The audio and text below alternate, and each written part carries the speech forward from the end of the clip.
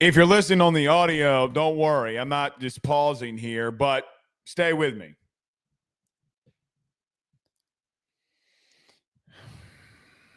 Guys, I don't know what to say. You're a horribly coached football team, and that's just the bottom line. You're able to seize momentum because Death Valley is able to help you seize momentum. Defensively, you make some really good plays, and you knew that you weren't going to limit them, right? Like you knew that this was a really good offense, and that if you tried to go into this game and trade punch for punch with them, you just weren't going to win. On Thursday, the first thing I said when we started previewing the game was it that you went out there and try to trade shots with them, you're going to lose. Like no matter what is going on in the game, no matter if you're down, no matter what is happening, you can't overreact and you can't panic. And I thought tonight, right before the half, really encompassed how badly coach of a team you are. Like, for an example, right before the half, you're in a situation where you have a little bit less than 2 minutes on the clock. And you get a tip pass by Mansour Delane. And it gets picked off for the second interception by this LSU defense. And when you get the ball back, you have a long run by Caden Durham. Now let's stop right there. So you get an interception, you're up 18-14. 18-14. Or no, excuse me. You're up 15-14 at this point. So you're up a point with the ability to go down and score a touchdown. And you get another long run. Now let's pause for just a moment. Let's pause. Last week, when you were down 10, you had a situation where Caden Durham gave you a long run. Got you to the 1 yard line. Mo Blakey got called. I don't care. You're at the 1 yard line. You have 4 chances. And then after a 23-yard run, tonight, and after a 40-plus yard run last week, you whipped it right out and you wee-wee down your leg. You wee-wee right down your leg. And there was nothing you could do about it. You want to know how I know that you're a bad coach team? Because not only after you get a long run and you can't get a play in, so you got to call a timeout, which you did last week, the same damn thing. And then when you have to call your final timeout because you ran the ball with 30 seconds left on the clock, you throw a screen in the flat, and the TV copy gets your head coach telling your offensive coordinator and saying to him, and excuse my language, what the bleep are you doing? You can't call that with no timeouts. So then, after that, you completely shit the bed because you can't handle your head coach yelling at you because you have no idea on how to manage the game too. And that's not all on Joe Sloan. It's not all on Joe Sloan. BK, you're on the headset. How do you not know that your offensive coordinator is calling an RPO screen in the flat with no timeouts left? It is your job to know when you are managing the clock what your play caller is calling. So we can sit here and blame Sloan. We can sit here and blame BK. But all of that sequence wouldn't have won you the game. You still would have given up a lot of points in the half. You still would have gotten blown out. But that's how you know. Nevertheless, we're live. Everyone do us a favor and hit the like and share to all those groups if we're on Facebook and to all those social media pages. You're watching us, listening to us on YouTube. Like, subscribe, notification bell wherever you listen to podcasts. Rate, review, and subscribe. Every postgame is brought to you by our good friends over at FanDuel. You think LSU's not going to win another game this year? You can go over to FanDuel and download the FD Sportsbook app. Place all your bets, parlays, futures. You can do that in the number one, and not making this up, the number one sportsbook inside the state of Louisiana. It's our good friends over at FanDuel. That's why we all use it. They're constantly powered by us, and we are constantly powered by them. So appreciate FanDuel for partnering with AYS in all of these post games. Do us a favor. If you haven't done so already, go sign up. Do it through the FD Sportsbook app, but every post game is powered by our good friends over at FanDuel. A couple of ways you can get into the show. You can do what Littlefoot Savage did here or what Parker did here. You can become a member on the YouTube channel. We do and have started last week. We have started doing members-only content. So you like our content, you want to join it, do us a favor. The first go-around, just subscribe. But also we ask you to do us a favor. If you want to see the members-only content, you do not have to, but you can do what Parker, Ellis, and Foot Savage did here and become members on the YouTube channel. You can send in super chats. We'll try to get to live calls tonight after what's been happening this season with super chats. I don't know if we're going to be able to get to them. If we have the time, we will. If we're getting into here 2.5, 3 hours, we might punt it to Monday. But comments, super chats, become a member on the YouTube channel. That's how you can get involved here tonight as well. So let's get rolling. Everyone do us a favor, though. All 7,067 of you, do us a favor and hit the like and share. If you're on Twitter, retweet. I'm sure tonight's going to get pretty lively. So let's start it off here. I know we kind of already started it off. Guys, you went into tonight's game for what it's worth, knowing this is a ride or die. This is it. This is going to be your playoff pretty much eliminator. If you lose tonight, you're not making it to a playoff, which was your ultimate goal. And your ultimate goal after you went into the portal on a roster that you very publicly, personally, said that you spent $20+ million on. Well, now you sit 5-3. You have lost the last 2 games that you have played. And a lot encompassing, a lot like what happened a season ago, where guys in the month of October and early November, you just got your ass whooped. And you have a bye week, which will make it a very long 2 weeks. And you go into Alabama in 2 weeks. It's not getting better, and you can easily find yourself at 5-4 with Arkansas coming into town. By the way, guys, I know they blew it tonight versus Arkansas. Like, I get it, I guess. Like, I guess I get it. They can score a lot of points, and I continue to feel like that you keep finding ways to lose. So I don't know.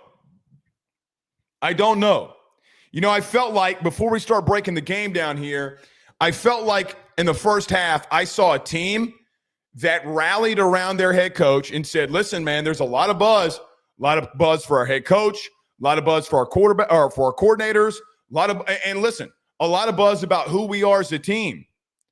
And I thought you came out in the first half. Were you perfect? No. Did they take a couple of shots at you early? Yes. But you maintained. You got 2 massive interceptions in the beginning of this first half, and you were able to capitalize on some of these things. And good on you. You know what's crazy? And I'm not going to do this tonight, but again, to all the loyalists in here, if you watch the Keys to Victory on Thursday, it was very clear.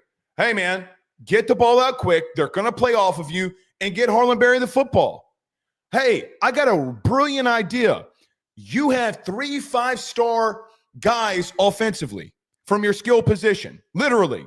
You have Trey'Dez Green, who is a 5-star. You have Harlan Berry, who is a 5-star and the number 1 running back in the country coming in. And you have Aaron Anderson. Hey, why don't we get them involved? And then you did in the first half. And quite honestly, it was brilliant. It was brilliant. You're well on your way for the first time this season to scoring more than 24 points in a game. All right, listen, man. Good. You're kind of moving on here. You got 18 points. Should you have converted right there before the half when you got the second pick? Yes, you got points. Your defense is helping you with interceptions. Chase Thomas, the true freshman. I know they said it was Caleb Jackson. It is not Caleb Jackson. Caleb Jackson is not that small, number one. But Chase Thomas comes in and blocks a punt and gets a safety. You don't convert after the safety. You go 3 and out because, of course, you do that. You offensively this year. And, hey, the number 3 team at home at night. Okay. You came out swinging. It looked like you coached for your life, even though things were still really bad in times and moments. You defensively started looking a lot like yourself against what might be the best offense in the SEC right now. All right. Way to go.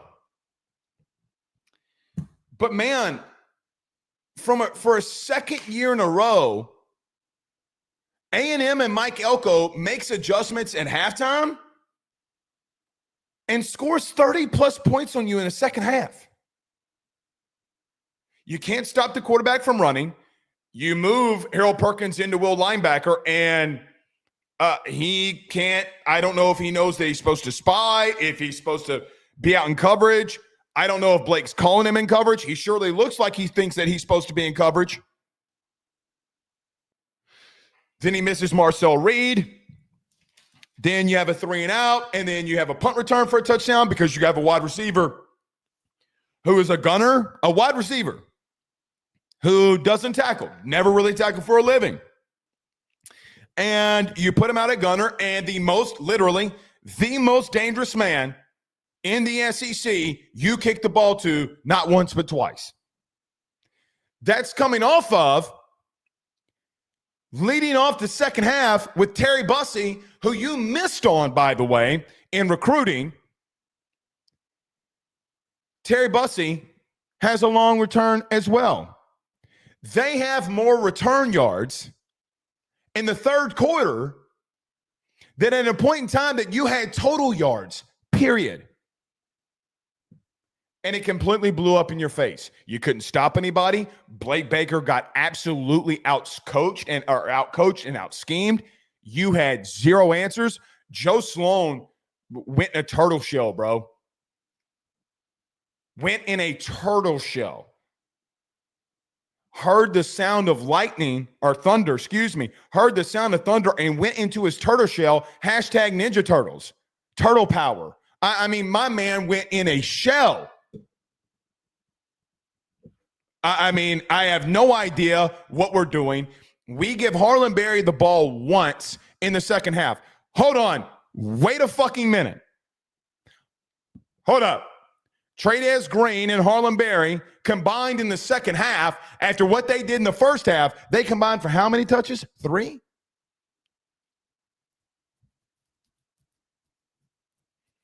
Okay.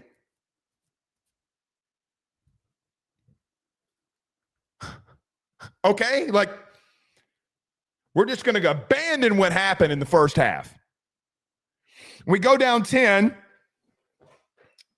and we say to ourselves, oh, no, oh, God, please convert a 3rd and long because I'm going to give the ball to a converted quarterback at running back.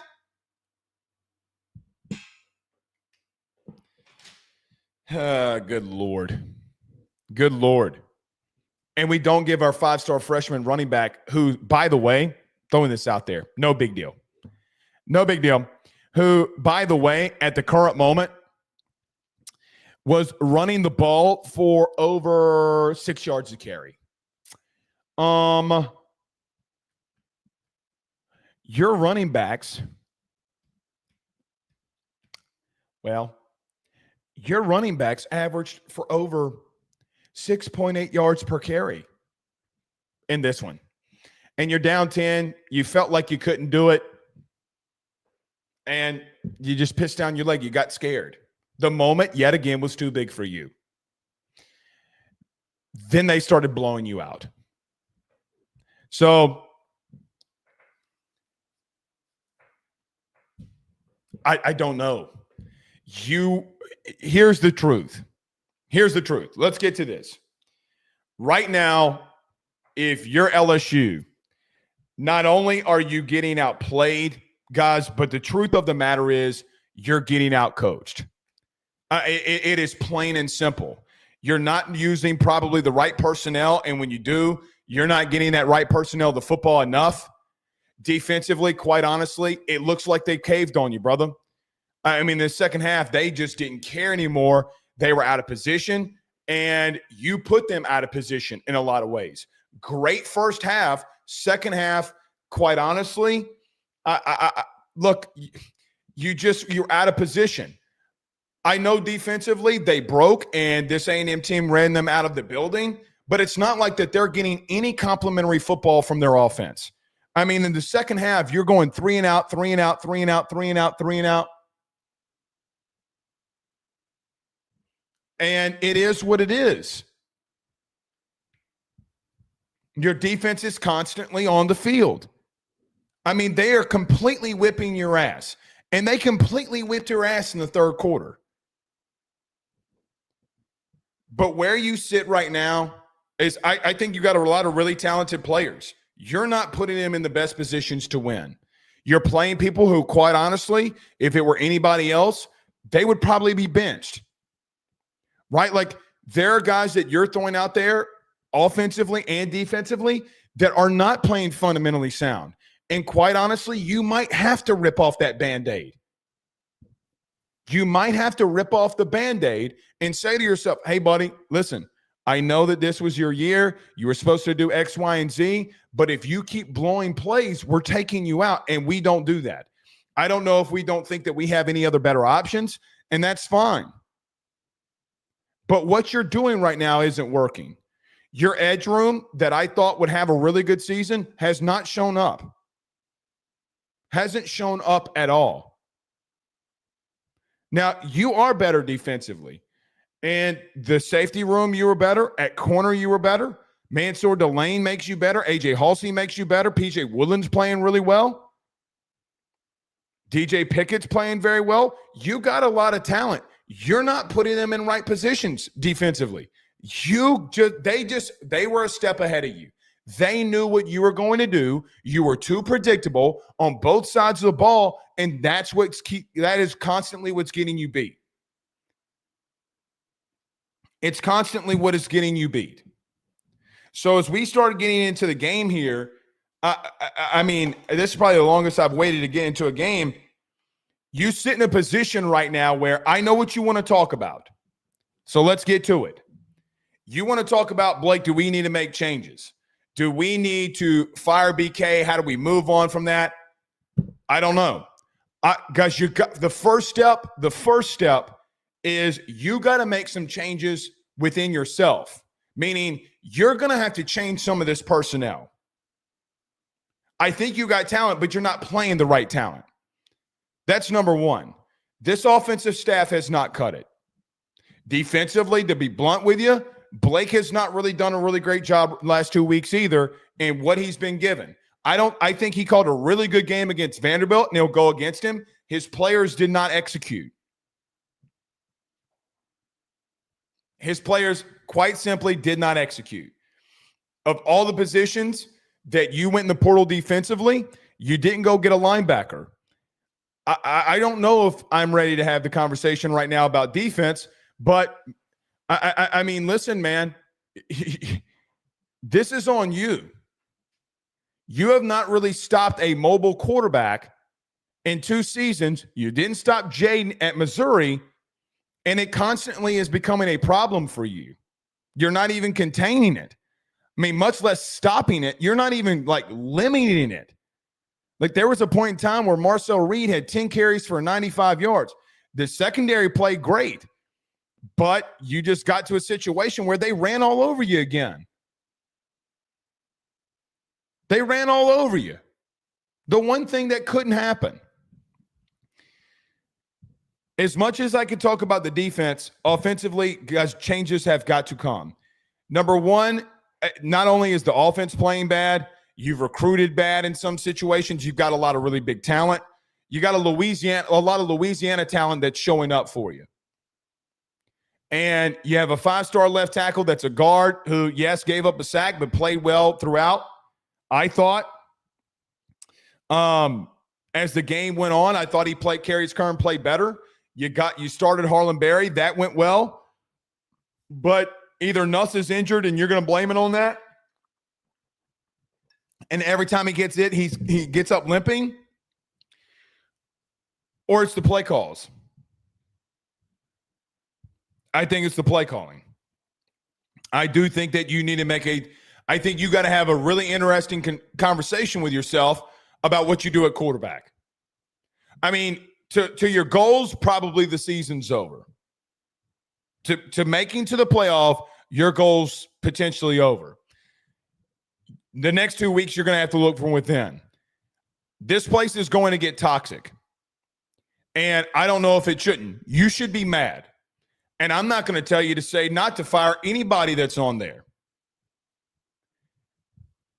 But I don't realistically know what's going to happen here. My opinion, one way or another, is not the realistic nature of what is going to happen because I just don't know. I do think you move on from your offensive staff, and you got to move on from your offensive staff. You must move on from your offensive staff. I don't know when that's going to change, but you're going to have to make a move. It's not getting better. Or you're going to have to give this offensive coaching staff a chance and see what happens with Michael Van Buren. It's your last line. It's your last line of defense. Maybe you did wait a little too long to pull Garrett, but you got to try something, man. And I hate it for him. I really do. Blake's a hater. No, I'm not. But guys, it's the best. It might be what's for the best for you to win. At minimum, your offensive staff's got to go. Defensively, I know that it wasn't better as well, but I don't know what you do, man. I don't know what you do.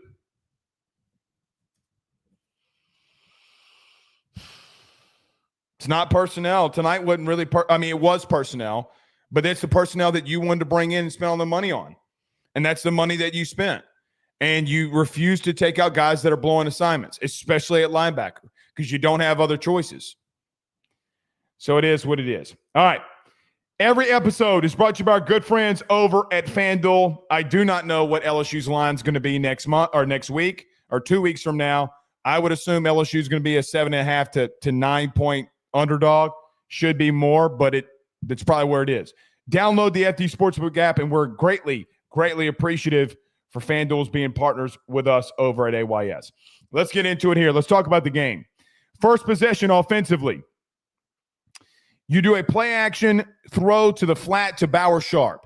Guys, I don't understand. Here's what I just do not understand. I have no idea. On the first play of the game, I have zero clue why you're throwing the ball to Bauer Sharp in the flat when Trey'Dez Green is on your team and exists. That is by far, we are on play one, guys, and I'm already losing it. Like, I'm not really mad right now. I'm going to start getting mad. Why the fuck are you throwing the ball in the flat to a guy that cannot play here? I'm not trying to be rude to him, but he is not Trey'Dez Green. He's just not. If you're going to throw a ball to a tight end, throw it to number 14. This is my whole point. Like, Sloan and company try to get way too cute. Why? Is it because you went out in the portal and paid this kid? You think you got to get him involved? That's not how this works. It's not how it works. First play of the drive, absolutely idiotic. Harlan Berry got the start, and on the first run of the day, goes for 16 yards right up the middle. Really good blocking by Carius Kern. And a first down.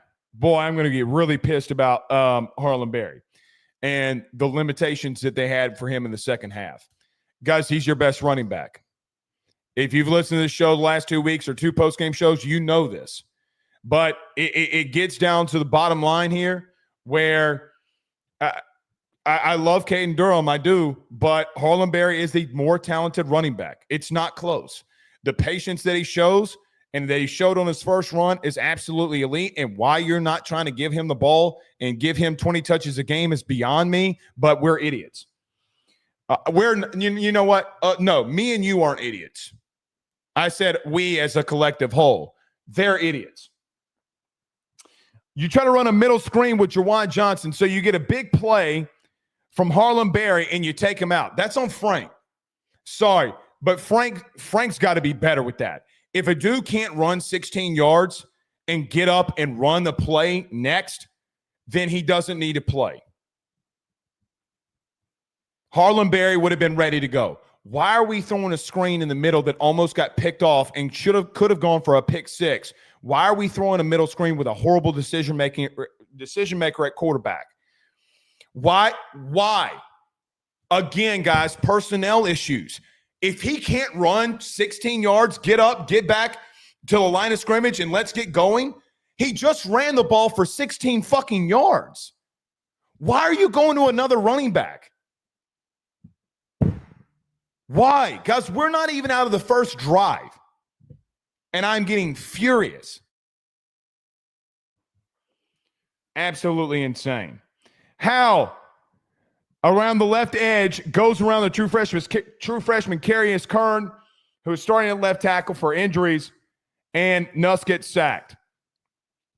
Listen, man, I thought Carius Kern was fine after this. I don't think he was horrible. He's a guard having to play tackle. And first play, a very experienced, one of the best pass rushers in the SEC, just says, listen, man, you're a big boy. You should be a guard. I'm going to try to go around you and see how that works. He does. He hits Nuss. You get sacked. It sucks. But, guys, I got to be real with you. I'm not spending a lot of time on a true freshman guard that's got to play left tackle, and he gives up his first sack in the first series. It is idiotic, in my humble opinion, when you go and spread the ball out, that you think that maybe with a true freshman left tackle that I don't put a tight end there to chip on Cassius Howe and say, look, the only thing they're going to try to do here is go for speed on him, so let's check him at the line of scrimmage. We don't do that. You had an entire week to prepare for protecting your left tackle, a whole week. Millions of dollars are being paid to the offensive staff to come up with a plan and formulate a plan to protect a true freshman who should be playing guard. We don't do anything in the first drive to protect him. I personally, did he give up the sack? Yes. Is he a true freshman going up against one of the best pass rushers in the SEC, if not the country? Yes.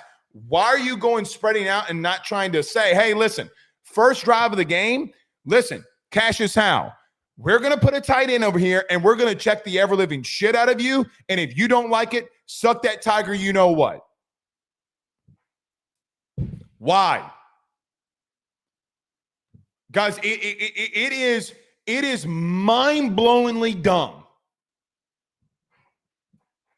It's going to get people fired. But you give up a sack. Nuss is shaking up on the play, doesn't get the play in. He's got to call a timeout. First possession of the game. Because we love calling timeouts. We love it. 3rd and 19 after the timeout and after the sack. Nuss rolls out, overthrows Barryon Brown on an out route, and you have to punt. Disgusting. Just disgusting. I have no words. I have zero words. I don't know. We throw a ball in the flat to Bauer Sharp when Tradez Green exists. We have a 16-yard dive by Harlem Berry. Then we try to throw a screen pass to a running back who's not named Harlem Berry. Then we give up the sack. Bad play on us. On us, not Nuss. On us. Bad play on Carius Kern. Why aren't you checking one of the best SEC rushers in the country? Or SEC rushers in the conference? I mean, like, why? Best. One of the best. I don't know. Timeout because we can't get the play in and we're limping and we're hurling on the ground. If you're hurt, stay down. 3rd and 19, we got to roll out and we overthrow it. We don't even give Barryon Brown a chance because, of course, we don't. Of course, we don't. First possession defensively. Owens on a dive goes for 3 yards. Concepcion goes on a drag for 13. I don't mind it, but they were going to run a drag route with one of the fastest receivers on a true freshman who's 6'4". I mean, why don't I have an idea. Why don't you put the big guy, the big physical 6'4" receiver, why don't you put him on somebody not as fast? Why don't you put Woodland on there? Oh, wait, you did. And he didn't have a catch when you did put PJ on him in the first half. Who would have ever thought? Go figure. Owens on a dive goes for 1 yard. So you stop in the run game early. Tight end in the flat goes for 11. Looked like a pick play. I thought it should have been a pass interference. A.J. Halsey trying to get to the flat. Look, really good pick play. Really good call by A&M. It looked like a pick to me in the flat. Halsey can't get over there in time, and it goes for 11. Really thought that should have been PI, but it doesn't really matter. Tight end over the middle, A.J. Halsey, tight end on a dig route. A.J. Halsey with a PBU. Really, really good play by A.J. Halsey. And then Marcel Reed would scramble from wide open and a touchdown from 41 yards. At what point, if you're Blake Baker, are you going to decide, like, when in God's green name are you going to, great name, are you going to decide when I have a guy that can run, I got to know how to limit him. If I go in man-to-man coverage and he runs, I'm in trouble. They have 4 guys in a route. You have 5 guys to cover.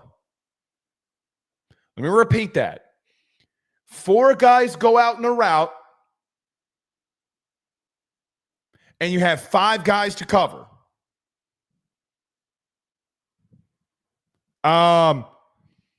Who's got the quarterback? Well, Blake, it's not my responsibility. Well, you have an extra guy that should be on him. This week, you got to have somebody that's on him. Blake's Achilles heel is coming up with any form of game plan to get to a running quarterback. We are too passive. We have not tried to go after running quarterbacks at all. We're generating zero pressure. Your fear is, well, if we go after him and he breaks a tackle or he gets out of it and we don't keep contained, last week happens, but then you play coverage and then tonight happens with a 41-yard run for a touchdown. I would rather you go for broke. I would rather you put everything on red and say, listen, this is all I got here, and go for broke. Kind of like you did when you forced 2 interceptions.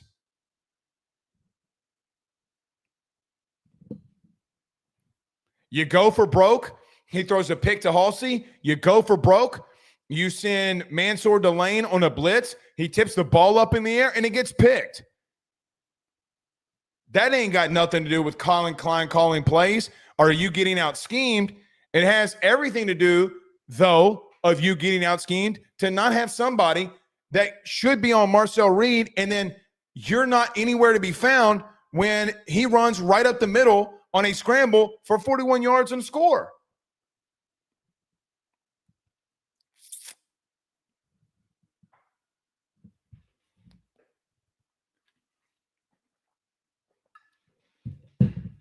I mean, and almost untouched.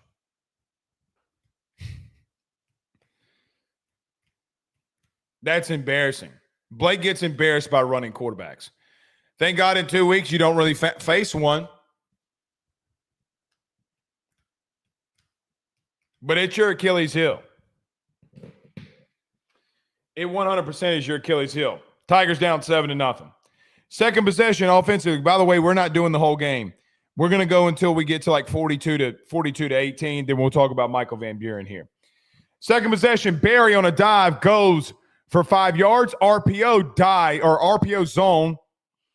Berry goes for 6. So you got 3 carries by Harlem Berry. You got 16, you got 5, or you got a 5, and you got a 6. So 2 first downs on 3 carries. Who would have ever thought?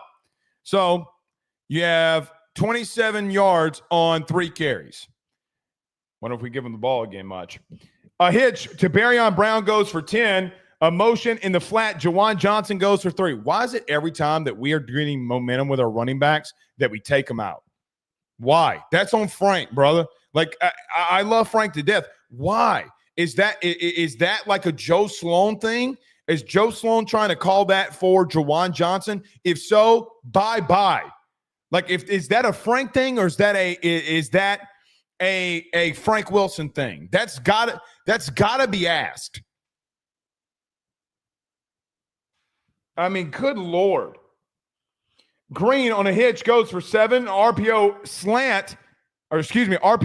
hitch to Aaron Anderson goes for 8. So 2 plays, first downs, methodically moving the ball. Sounds good. Barryon Brown on a motion far left to the boundary, runs a fade route. Ricks on a pass interference, draws the flag. So really good play. You're methodically moving it down. They walk down. You hit a shot. Really good play calls. Fake toss to the right to Harlem Berry, and a slant to Trey'Dez Green goes for 14. Hey, man, you're getting your ball to their playmakers. Who would have ever thought? Oh, shit. Diamond right formation. Trey'Dez Green on the far left boundary. You know what's coming because everybody does. They still can't stop it in a double team. Fade route to Trey'Dez Green. He goes up from 5 yards out, catches it, and a score, and Tigers tie it at 7. Beautiful drive. Guys, listen, I don't mean this any kind of way. Please go listen to Thursday's show. Please. I beg you.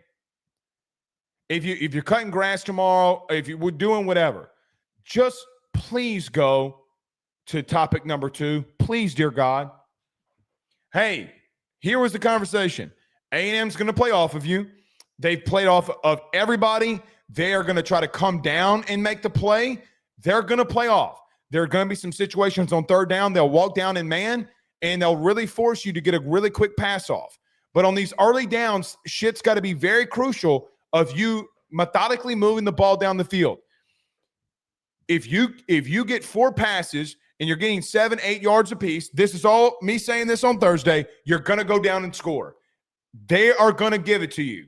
You don't go back to it, by the way. You don't go back to this. This is the best drive that you have all night. But you will not go back to methodically doing this now. They're playing off of you the entire series, the entire game. You would hit a couple of them, they would walk down, and you would get a big shot to Barryon Brown for a really good pass and connection. Sounds good, but you wouldn't methodically do it enough. Your keisters got too small. Such a joke. Second possession. Offensively, Morrow on a dive goes for 11. Reed in the flat gets flushed and is incomplete. Zone read by Marcel Reed goes for 2, and it forces a 3rd and 8. LSU sends an all-out blitz on 3rd down, and on a drag route, Concepcion would go for 13. Don't mind it. I'm glad you adjusted. Here's the problem. They just hit a long run on you. And you have 3rd and 8. Why do you play coverage when I don't know, man. Why is Blake sending the heat on 3rd and 8? I know you're trying to get to him here. But the goal is to contain him and make him make the throw in long down situations and tackle the guy in front of you. It's exactly what Auburn did. They showed it. They backed out of it. They confused the shit out of Marcel Reed, and it's why they limited him to 17 points. I don't mind the play call. Look, man, I don't mind being aggressive at all. I'm never going to be mad about being aggressive, even when I don't like the situation that you do it. And it's easy for me to sit here and say that you're Monday morning quarterbacking. But I don't mind that. What I mind is that they knew that you were going to do it because you were too predictable in how you did it. Show it, back out. Hey, man, we ain't letting you do this again on 3rd and 8. You're not running on us. We're coming after you. Sounds good. Psych. They were just a step ahead of you. They're always a step ahead of you. They were a step ahead of you last year when you got embarrassed. So a 13-yard drag route, and it's a first down. Reed would scramble right up the middle and would go for 14. So then you bail on everything. The kid just absolutely abused you. Hey, man, you sent pressure. You gave up a big play on a 3rd down. Oh, shit, I guess we got to play coverage now. Hey, man, you playing coverage? I'm going to run it on you. They took advantage of everything you did. That's what great teams do, man. Marcel Reed got your ass. But a 14-yard scramble and a first down. Daniels on an inside zone run. Jack Pyburn tackles him for no gain. Bussey on an out goes for 17. A.J. Halsey on the stop. Busted coverage, man. They're absolutely teeing off on you. Zone read for Marcel Reed goes for 2. Jacoby and Guillory makes the stop, which would force a 3rd and 7. All right, man. All right. You're in it again. They're 3rd and 7, down by the goal line. What you going to do? You have a busted coverage on a seam route. Marcel Reed makes a step up in the pocket, makes a big throw. You have a busted coverage. And Casey Concepcion on a seam route goes for 7. Touchdown. Kids playing within the system, man. You're just getting out coached.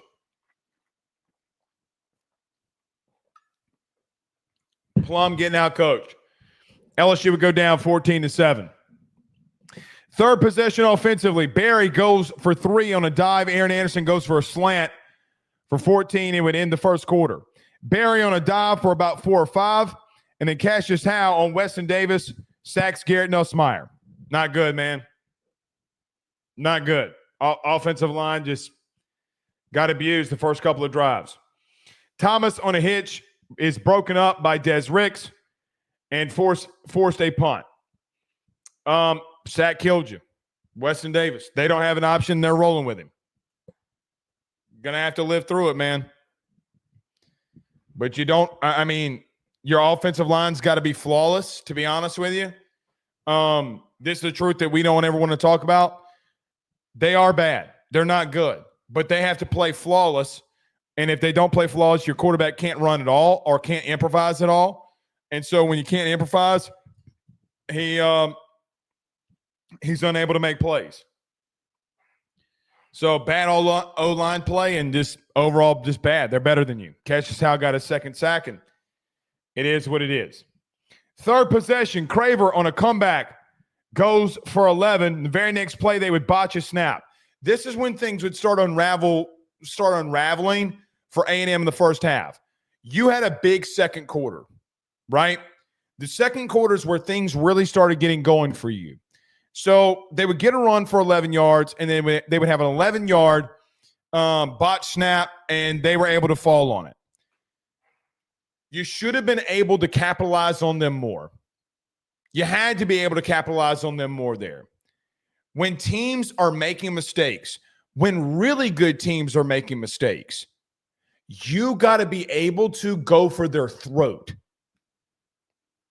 You got to be able to go for their throats. Be honest with you, you got to be a killer, and you show no killer instinct. Your defense just got a break here, and they're about to play hard for you. But this is where things unraveled for A&M. From this point forward in the second half, they don't score. They get 0 points, and you legitimately played really good defense in the second quarter. Offensively, you couldn't capitalize on it enough, and you shit down your leg. Completely shit down your leg. But this is where it starts for them. So they have a botch snap, and then Woodland on a tip pass almost intercepts the pass, which forces a 3rd and 21. So look, you got a break. You almost picked one off. And on the very next play on 3rd and 21, Marcel Reed is pressured, and he's got to throw the ball away. I thought it was grounding. He didn't get out of the tackle box, And I think a little bit of revenge got A&M on what should have been a grounding close to the goal line. Regardless of that,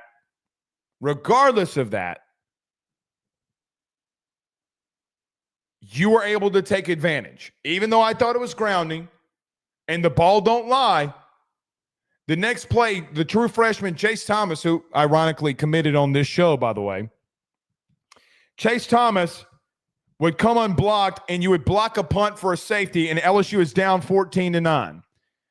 Really, really good play call by Ahmad Anan, who did not have a good night after this block punt, because he would let Casey Concepcion kick his ever-living ass.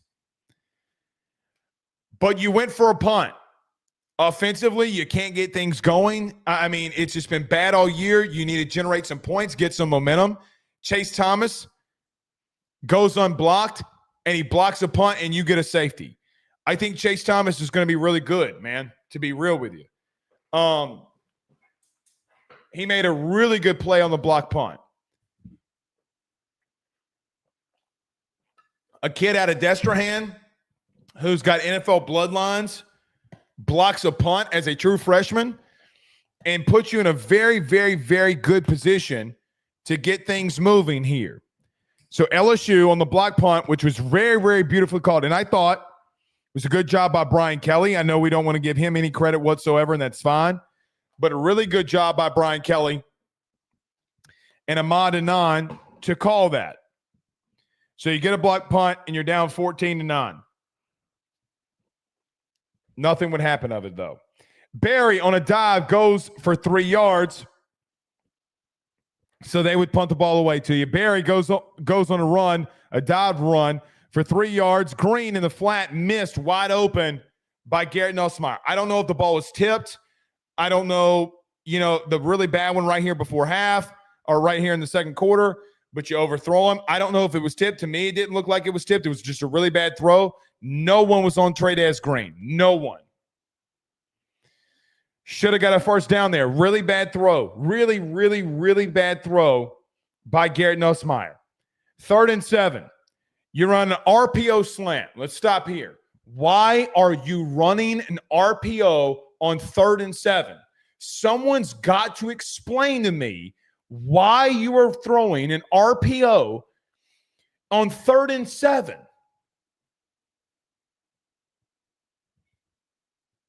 Please. No one thinks you're running the ball. No one. You ran an RPO slant to Kyle Parker. Why?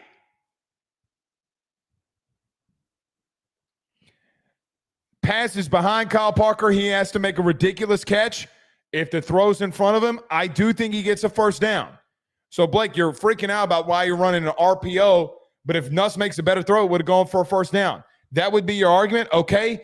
But you don't need the play action. If you're not having to do the RPO, maybe Nuss on just a quick slant can set his feet normally and make a better throw. Why even have the action? Why?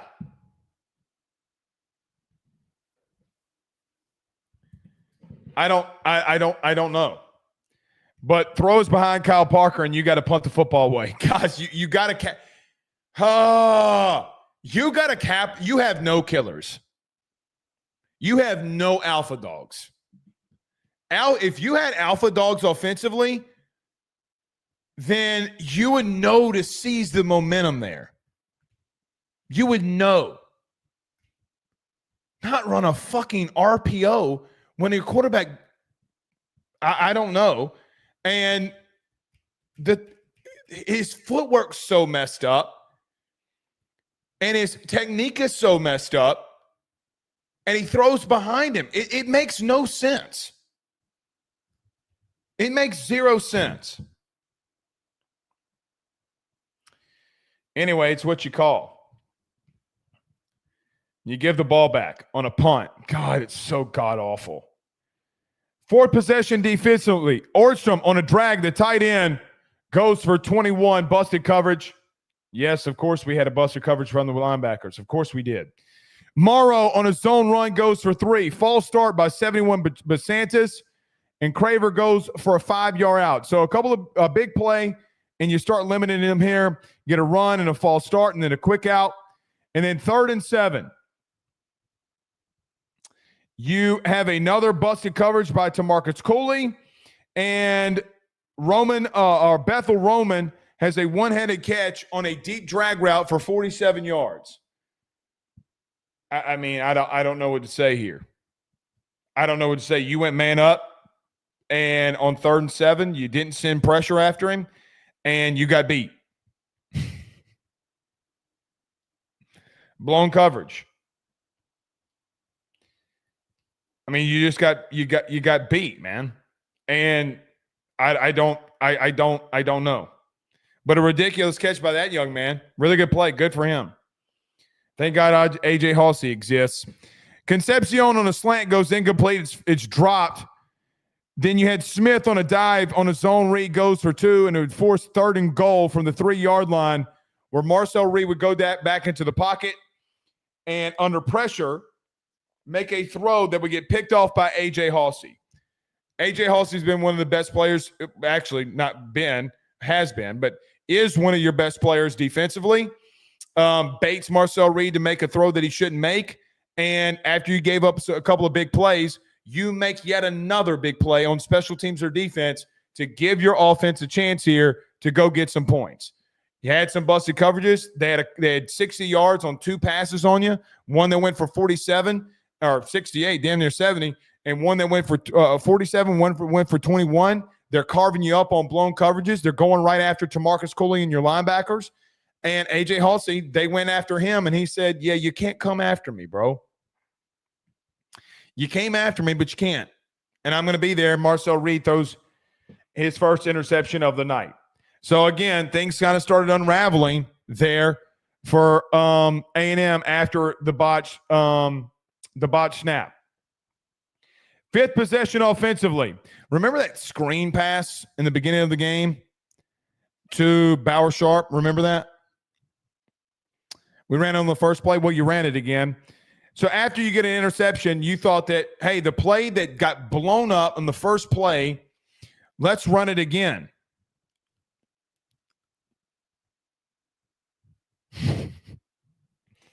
How dumb. How dumb. Bauer Sharp would get tackled in the backfield for -2. Caden Durham on a dive gets tackled in the backfield for -1. Why are we giving the ball to anybody in the backfield, whether it be on screens or anything, not named Garrett Nussmeier or not named Harlan Berry? Why? It is. I asked BK a month ago about personnel, and he says, we're doing better not rotating it in and out. Put your best players on the field, please.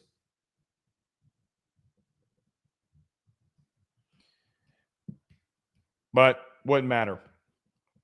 3rd and 13. Xavion Thomas has a false start because, of course, he did, which would force 3rd and 17. We throw a ball to Aaron Anderson in the flat for 9 yards.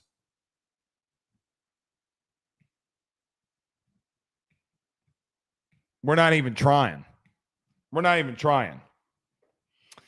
But we would get bailed out. On the 3rd and 17 from Aaron Anderson to throw in the flat, A&M would commit a personal foul to give you an automatic first down. You got bailed out. You should have had back-to-back 3-and-outs. Guys, this could have gotten much worse. If A&M doesn't make multiple mistakes, the botch snap, the interception in the end zone, and the personal foul, guys, this could have gotten much, much worse. You could have gotten blown out even more. You should have kind of gotten blown out anymore. But for once, you're able to take advantage of their mistake. They gave you 3 of them. You're finally able to take advantage of it. On the very next play, you run a fade route to Barryon Brown for 41 yards and a first down. And A&M, who is kind of feeling the moment right now, takes a timeout. You got to make them pay. really good play call, and you finally hit a pass on the boundary to a fade route to a speedy receiver. Who would have ever thought? I didn't think going in the game you'd complete one. Good on you for trying it, and good on you for completing it. Good on you. Really, really, really big play. Very, very big play. Really good. Next play, Nuss is tipped. Almost got intercepted over the middle. It is what it is, man. Guy got his hand up, made a good play. Almost got picked, but it is what it is. Harlem Berry on a dive goes for 13 yards. Why did we not give him the ball more? I don't know. I don't know. First and goal from the 2-yard line. We run a quarterback draw with Garrett Nussmeier.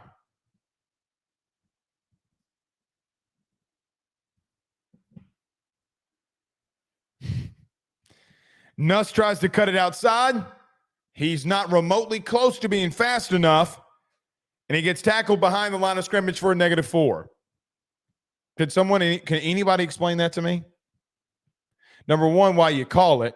Number two, why you wouldn't put Michael Van Buren in to run it, or Juwan Johnson.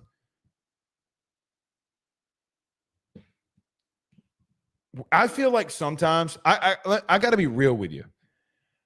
I feel like sometimes we do things in the red zone to pad stats for Nuss. Oh, well, Marcel Reed got a rushing touchdown. We're going to try to get Garrett one here. Or you're just overthinking it. But I feel like we try to pad stats for Nuss. Legitimately. So stupid. Wouldn't matter. But even though you had a -4, Harlem Berry would save the day. On an inside zone run, he would make a man miss, break a tackle, hit it to the outside, and score. And the Tigers lead 15-14.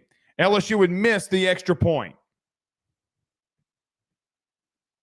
Because you can't have a 5-star running back go off for you and not miss the PAT because you're LSU. You can never have something successful work right for you. It's impossible for you. But you would miss the field goal. This would be Harlem Berry's second last carry of the night. So let me stop right here before we get to Harlem Berry, or before we move on him here. This was the second to last carry for Harlem Berry on the night. I want to first start off by saying that I think Harlem Berry is your running back number one. I think it's been inevitable. I thought it was inevitable last week when there were multiple times throughout the game because of a bad run where he slipped on the last one. Statistically, things get thrown out. He only ran the ball for 5 yards a carry. I thought he did really well last week.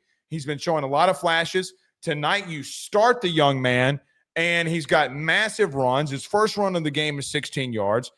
I look at him at that time or point in time in the game. He's got 8 carries for 57 yards. He's well over 7 yards a carry.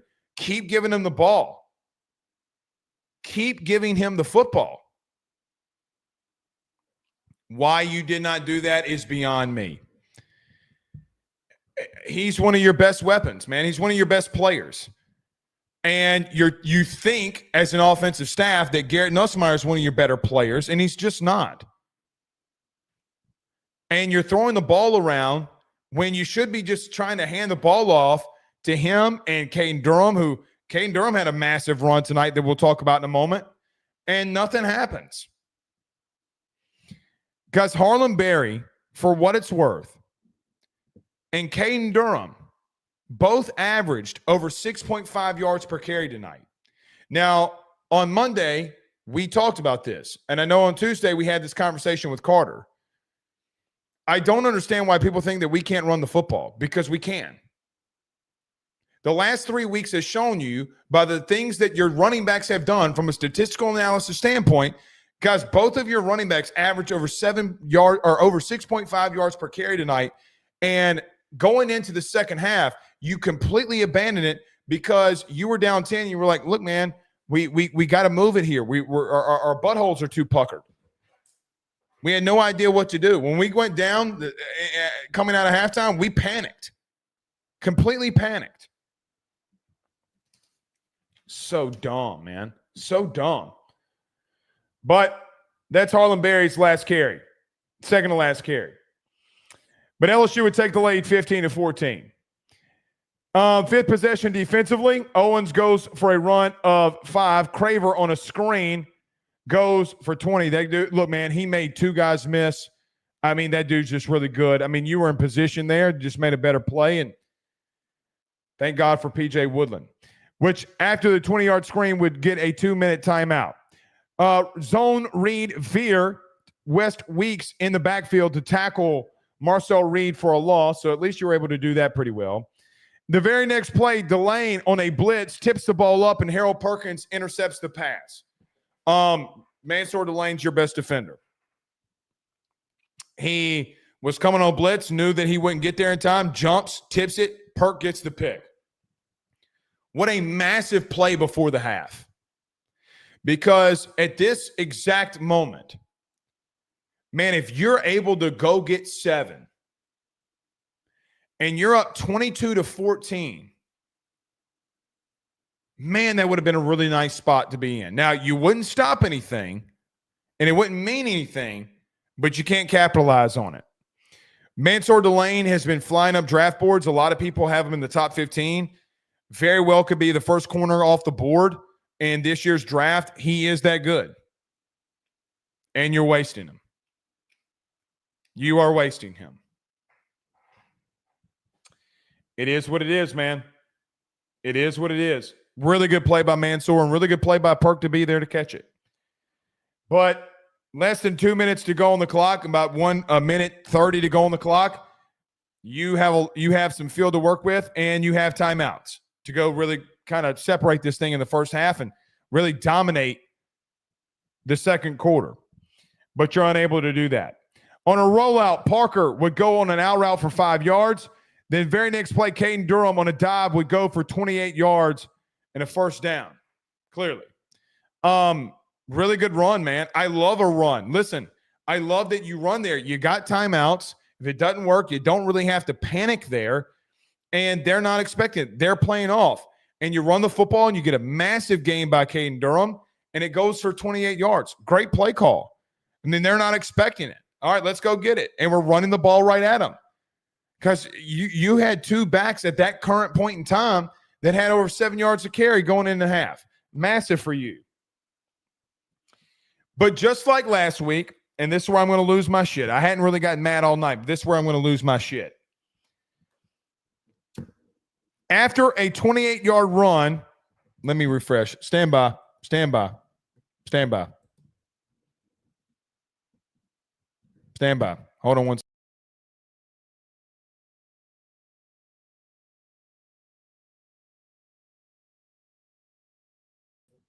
All right, I think we got a little fuzzy there. I think we're better now. But this is where I'm going to lose my shit. So let's go ahead and lose it.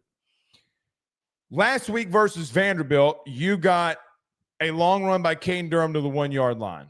Now, he ran it the next play, didn't get in, but then you had to call a timeout because of personnel changes. You run the ball for 28 yards, and you're on the preface of getting in and scoring again. And after you get a long run, I have no idea what's going on. No idea. But for whatever reason, you got to call a timeout. What the fuck did you learn about last week? Did last week tell you anything? Did it tell you anything? It taught you nothing.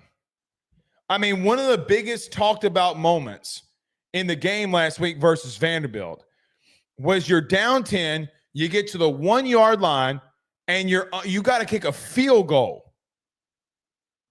You could have been down 3. Now, again, might not have won you the game. Who knows what it would have done? Who knows? It certainly would have affected play calling and how Blake Baker would have called the game. But you do it again. You have no – guys, I'm sorry. The football IQ, the football IQ of this team sometimes is utter maddening. How can you not know to run up to the ball? How does your quarterback not know when Kane Durham's taking off that he's already jogging or running down and telling his offensive lineman, come on, come on, come on, come on. You can't sit there and watch Kane Durham run. You got to anticipate that someone's going to tackle him and then not get up to the line of scrimmage and have a play ready to go. If you're Sloan, how do you not know? After what fucking happened last week? Somebody, please tell me, how does that happen?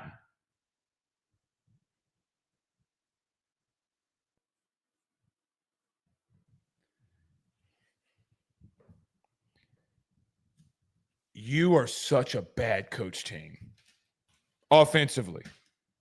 I mean, it's so bad. And then you got to call another timeout to kill all momentum.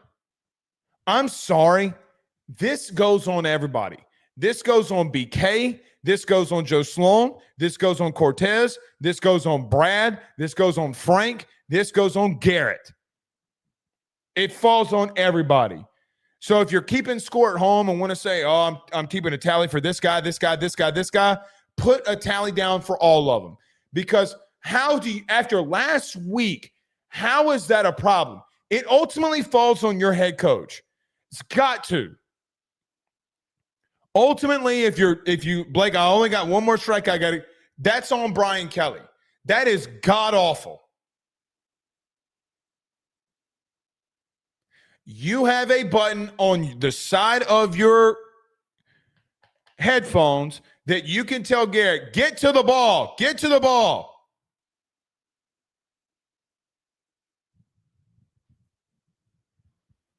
Oh, that timeout killed you. That timeout ruined you. You should have gone in there and gotten 7. Why do we constantly kill our drives and our momentum? Why? It's like we're allergic to points. I got some Benadryl, guys, if you're allergic. I mean, I got some Benadryl. God, that somebody please make it. Guys, it makes 0 sense. I have no idea how you do that. That is just being unprepared. That is a low football IQ. That is not having situational awareness. How do you lack situational awareness? And let me tell you what it also shows. Where are the dogs? Where are the killers? They came out at halftime and showed that they got killer in them. They got alpha dog in them. You got to call a timeout because you're so unorganized.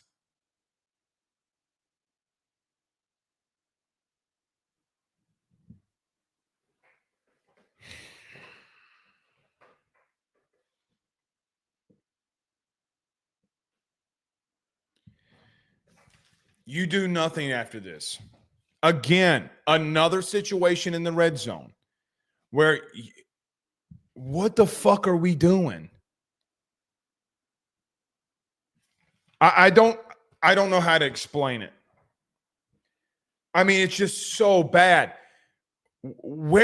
Like, guys, I mean, like, you got to make changes offensively. I don't know what else to say. That in and of itself is inexcusable. It's inexcusable once. This is a 2-year problem. This was a problem last year. This was a problem over and over and over again where you had a 4th-year quarterback and now a 5th-year quarterback with a 2nd-year play caller who they don't understand the situation. And BK's got to be on them. He always is absolutely losing his shit every time Garrett does this. So it's not like he's not in Garrett Nussmeier's face about this. He's in Joe Sloan's face about it. They don't get it. They don't understand. They don't get it. Low. Shorty got low. Apple bottom jeans, low IQ.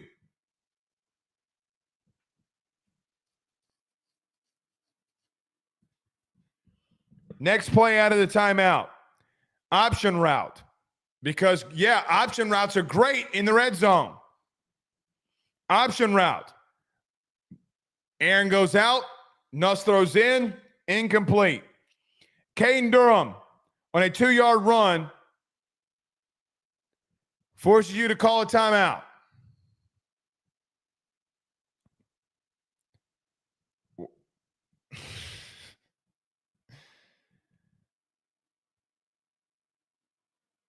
Golly, man. This is when you wish in the first drive that Garrett didn't call a timeout. This is so the first drive of the game, you call a timeout after Nuss got sacked. He got hit hard, and I guess he was just hurt. He calls a timeout. Oh, shit, hell no, timeout. Boy, it would have been really nice to have a third timeout here. Would have been very nice. But this next play is going to be the end of this offensive staff. 3rd and 7. You run a screen in the flat to Aaron Anderson. And it's dropped. Thank God it's dropped because it was a horrible play call and a horrible decision. I know a lot of you saw the TV copy, but in case you didn't and you were in the stands, Brian Kelly was seen on the TV copy after this play call right before the half happened. And in that, y'all probably seen on social media what Brian Kelly said by now. He said, "What the F, Joe? You can't call that when we have no timeouts." Guys, he can't call that. That's a horrible play call. That play in and of itself encompasses how bad of play calling that we have. It encompasses it. First off, if you're Joe Sloan, you got to know that we have 0 timeouts. You're a play caller. You have to know the situations just as much as the head coach. But here's the thing about Brian Kelly yelling at Joe Sloan on the play in the flat to Aaron Anderson. Coach, you said this week during a press conference for play calling that you have veto power. And when you're asked about play calling, you go, I get involved and I have veto power and I'll say this, X, Y, and Z. Okay, if I don't like the call, then I'm going to tell him to call something else. Okay, sounds good. Well, you're coming out of a timeout. So right before you run the 3rd and 7 with no timeouts and you throw a screen in the flat that could have been tackled, and then you might have not gotten your field goal team out, and everybody knows how long it takes Damian Ramos to get moving.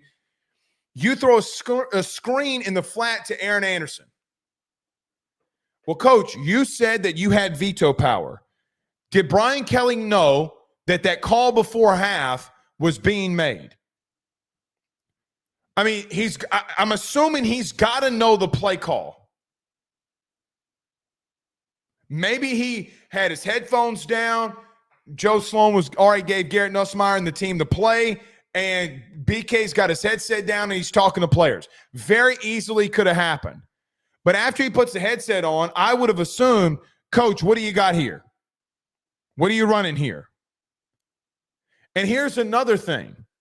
Even if Brian Kelly's talking to players, why aren't you talking to Sloan about what you want run on how to manage the clock? This falls on BK as much as it falls on Sloan.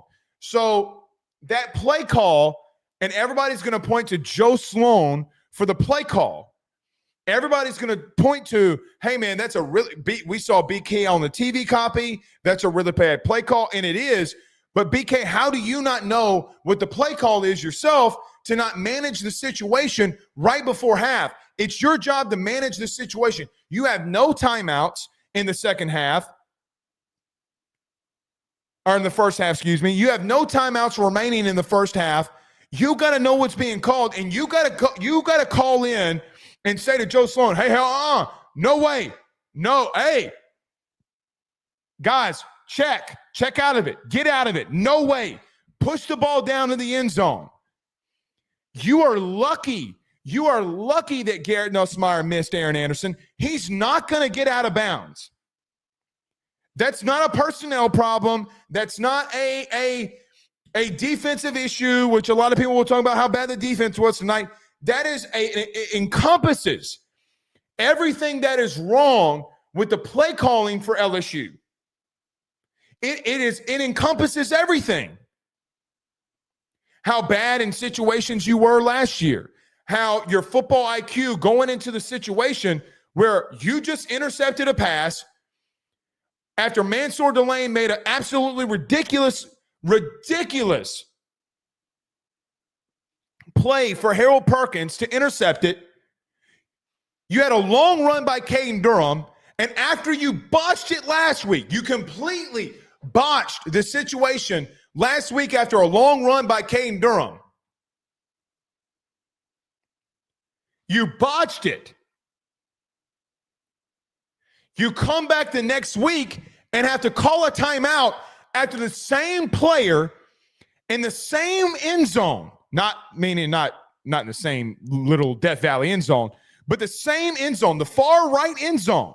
So when you're looking down on the TV copy, you're looking down on the All-22, and you're going into the far right end zone. In the same end zone, you got to call another timeout because you're unorganized. It encompasses everything. So not only is it a week-to-week issue, not only is it a play-to-play issue, a year-to-year issue, it encompasses everything that's wrong. The entire drive right before the half literally is poetic on how the season's gone offensively.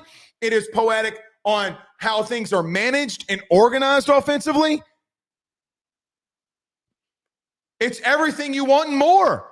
If you had to describe LSU offense in a sequence of plays, tonight right before the half is it. How does that happen? It doesn't win you the game. And Blake, we can be mad at so many things. You're right.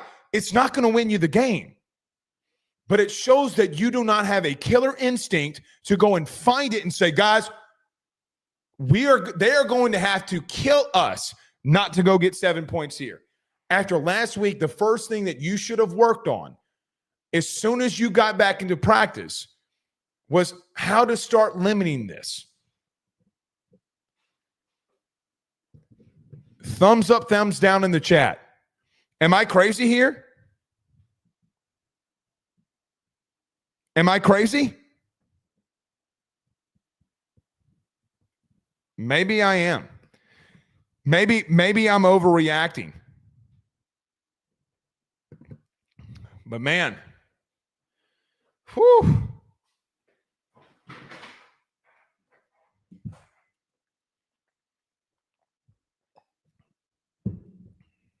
Insane.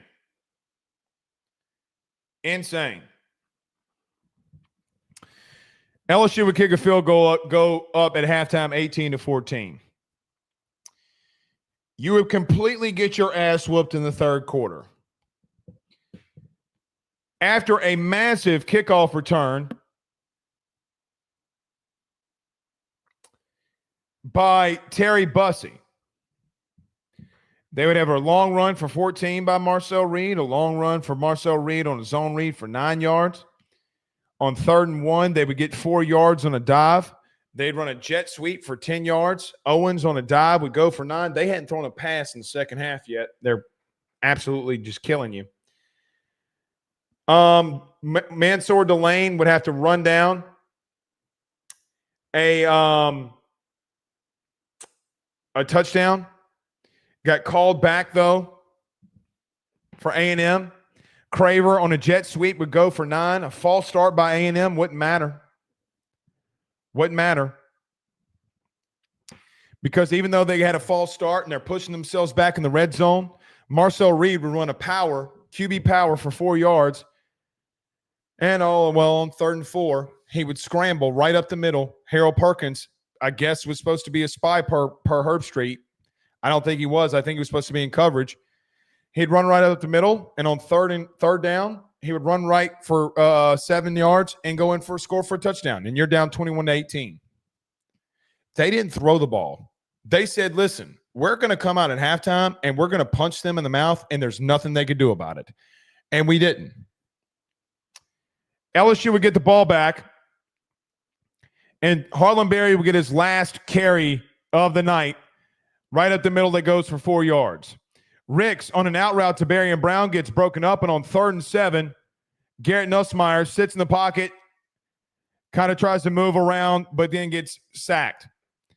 You have to punt the football.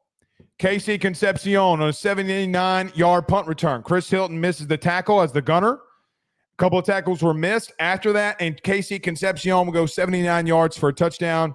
You're down 28-18. Guys, it didn't take them 7 minutes. They had the ball for pretty much the entire third quarter to this point, and before you knew it, in a blink of an eye, you were down 28-18. So you get the ball back because you're getting your ass whooped, and you can't play special teams, and your offense is anemic, and you can't do shit. They run the ball right at you, and you get punched in the mouth. You wouldn't do anything offensively. Outside of a penalty to give you some yards, you would hit Aaron Anderson on the flat on a 3rd and 4 that would go for 5. It would be the only conversion for Garrett Nussmeier throwing the football on 3rd down. You give the ball off to Xavion Thomas twice. You throw a screen and hand him the ball off. Why we're not giving Harlon Berry touches in the run game is beyond me. Aaron Anderson would run a drag route. Garrett Nussmeier overthrows him when he is open, which forces a 3rd and 10, and you would run a route in front of the sticks. You would go for 7 yards on 3rd and 10 on an out route. You don't even run a route to the sticks to try to get a first down. Why we are throwing routes in front of the first down marker is beyond me. Wouldn't matter. You would have a legal formation, and they would repunt. This time, Terry Bussey would fumble, but they would get the ball back. And here's where the ball game ends and where we're going to end. On the 8th possession of the game defensively, Reed would scramble for 7. They would run for Morrow on a dive for 1, and on 3rd and 2, they would have a run for 9 yards. Gooden was called for a holding, a defensive holding in the interior. On the very next play, Morrow would hit a screen for a TD, and you're getting your absolute asses whipped. 35-18. You would go you would do a 3 and out. You would have another 3 and out, and then they would score another touchdown on you. 42. They ran the ball on 6 plays. They would get 35 yards, and they'd go for a score. You're not out of the third quarter. You fell apart. Coaching, adjustments, everything, you fell apart. And one of the best teams in the SEC said, listen, that was cute. First half of Death Valley was cute. We're going to punch you in the mouth, and we don't think you can do anything about it. You didn't. Offensively, you got nothing moving. Defensively, they busted you up. All around horrible performance. The second half, I have no idea what to say. They did everything they wanted. You got out-coached. You got outplayed. You didn't stick with the fundamentals. You didn't tackle an open space. You kicked it to one of the most dangerous punt return men in the country. They ran it right at you. They had 2 picks, and they said, listen, our pass game's not on tonight. Marcel Reed was 12 of 21 with 2 interceptions. We're going to go in here and run the football. And if we are going to throw it, we're going to throw it short and let the playmakers go make plays. These guys can't tackle in space. This defense can't do this all night. We're fine. The only reason that they're up is because we made mistakes. Guys, the only reason you got to lead is because they made mistakes. Second half, they played flawlessly. They played flawlessly, just like they did the year before. And because as we've seen offensively, we can't learn from our mistakes. A year after we got our asses whooped in College Station, we didn't learn from our mistakes again this year, and we got out-coached, out-schemed, outplayed.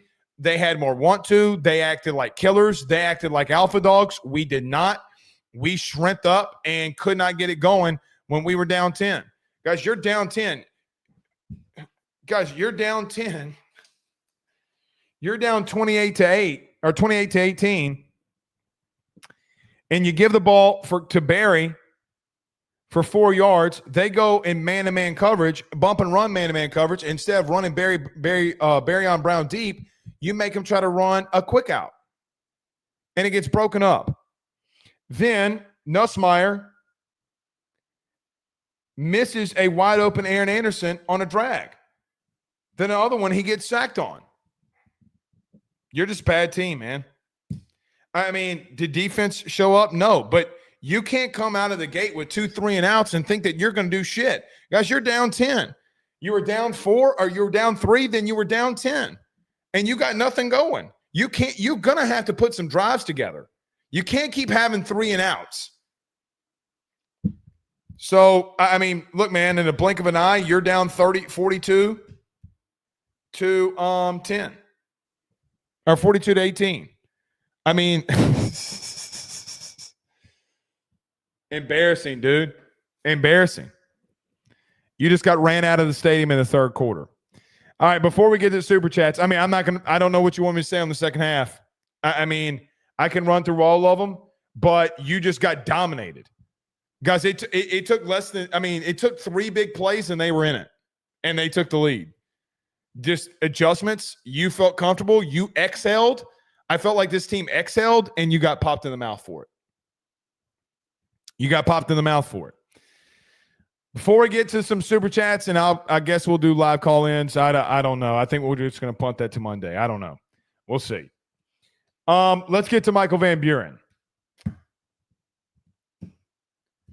Thumbs up, thumbs down in the chat. Thumbs up, you like what you saw from Van Buren. Were any of you still watching? Here's my question. Did you watch the Michael Van Buren drive? Thumbs up or thumbs down? Thumbs up or thumbs down? Let's get to Michael Van Buren. The last drive that you had offensively, Garrett Nussmeier misses the first pass of the last series. When he missed the first pass, he got pulled.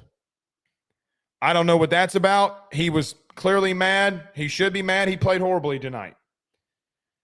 But on the first play, off of the bench against backups, on an in route by Tradez Green, it goes for 29. MVB gets sacked, but then he would roll out on the next one, hit Hilton for a hitch.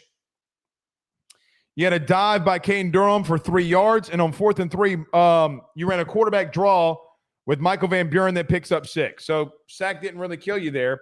You got some really good yardage. Barryon Brown on a fade route thrown by Michael Van Buren clearly is incomplete, little overthrown. It's okay, but he's coming off the bench. Michael Van Buren scrambles on the very next play, goes for 2. On the next 2 plays, he would scramble and go for 10 combined and would pick you up a first down. Caden Durham would go for 1. Next play, Michael Van Buren would scramble right and get 7 yards. And then on the next play, he would roll right and hit Kyle Parker for a touchdown. Make of it what you will. I would assume that if you're going to follow this team, that you think that we have a quarterback controversy. I highly doubt that Brian Kelly will pull Garrett, but I think it will start getting loud. And I think that Michael Van Buren needs to get more looks. Regardless of what's happening, I think he needs to get a look. I think he gives you your best chance to win. Just by purely being more athletic and running. He gives you a better chance to win. I don't think they'll do it. I have not heard Brian Kelly's press conference, so clearly I don't know. I just don't think that they'll pull Garrett. I don't think I'll get my request here at all. So in not getting my request, I think things will stay the same. Here's what I'd say before we get to Super Chats. What happens for LSU in the bye week? What happens for LSU in the bye week? Are there any changes coming? Because this is unacceptable. This is 1,000% and clearly unacceptable. What do you have to lose? That's my whole thing. I mean, I know you're trying to protect Garrett, but protect him from what? Protect him from what? I mean, he's not playing at a level right now that he's going to get drafted high anyway. I mean, that's over with. His draft status stuff is over with. They're not going to care that he gets benched right now. I mean, it's just going to get worse for him. It's just going to continue to get worse. So we'll see. All right. Every episode is presented by our good friends over at FanDuel. Download the Sportsbook app today. Go to FT Sportsbook to download that app on Android, Apple, iPhone, whatever. You can download it. A lot of NFL games tomorrow. You can go place those bets over at FanDuel, parlays over at FanDuel. But AYS Sports is always brought to you by our good friends and powered by our good friends over at FanDuel, and we greatly appreciate it. All right. Let's get to Super Chats. Shit, we got 55 of these sons of bitches. All right. Couple of ways you can become get involved with the show. You can become a member like Foot Savage or Parker, or you can send in a super chat or wait till whenever we do phone calls. To Parker and to Savage, I greatly appreciate it. The Truth on YouTube says, I got $25 on a buyout right now. Yeah, not send it, but I mean, send it, but that ain't enough. JV Curry, I mean, it might be enough for your offensive coordinator. JV Curry with a $2 super chat. So what happened in the second half? Listen, man. I mean, they had 3 big plays. They ran it right on you.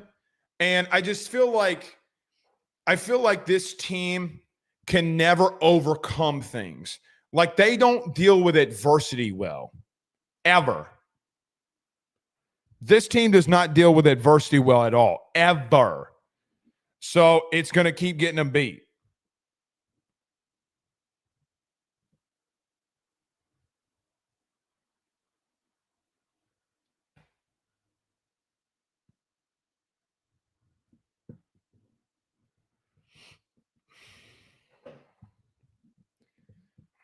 It is what it is. General Gravius with a $5 super chat says 2 things. Lamar Brown joined the Aggie yell in the student section. Does Brian Kelly feel shame at all for what he's done? Well, I haven't seen the thing with Lamar Brown. Would make sense. People are not going to come here when you're losing, brother. I don't care how much money you're paying them. They're not going to come here because they can get paid and go win somewhere. Guys, people will take $100,000 less to go win somewhere. And that's how shit's going to start getting even. This whole thing will get settled out. But you're not going to have money for the portal. I mean, you're not. So when you don't have money for the portal, I mean, shit's going to start getting bad, man. Shit's going to start getting really bad.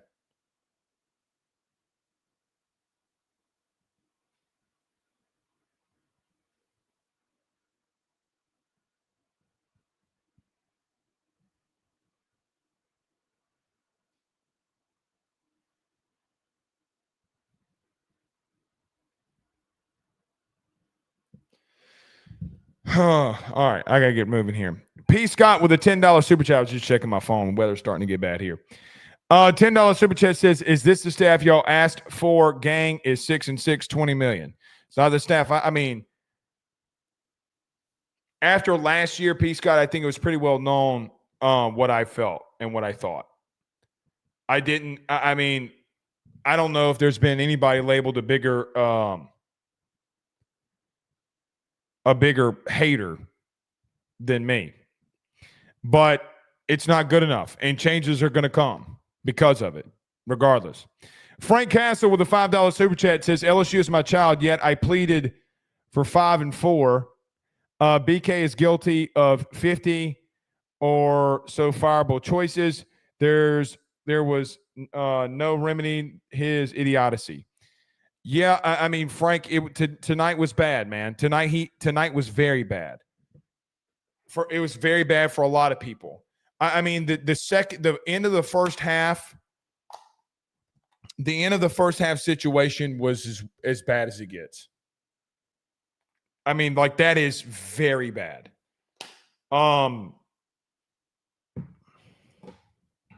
Very bad, man. I mean, there's no other way to put it. That is on him. It's going to be very interesting. It's going to be very interesting to see how Scott Woodward and company maneuver this. Do you let it fester like Sloan? I mean, like a House. The problem with the whole House situation was Jaden Daniels was so damn good that he could get you to 9-3. But the Pop-Tart Bowl in year 4 is not going to work. Corey Johnson with a $10 super chat says, if we don't fire BK tonight, we are not a serious program. Figure out the money. If we want a good replacement, every second counts because the competition is going to be crazy. Yeah, people are mad. Look,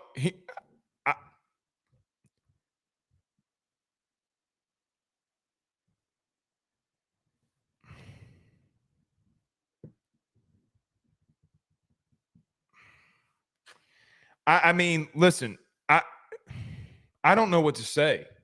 I mean, I'm dead speechless. I mean, I know what to say. I mean, I just don't know if they'll do that, man. I mean, I think that people that are asking for it, fine, you can ask for it. It's your prerogative to ask for it.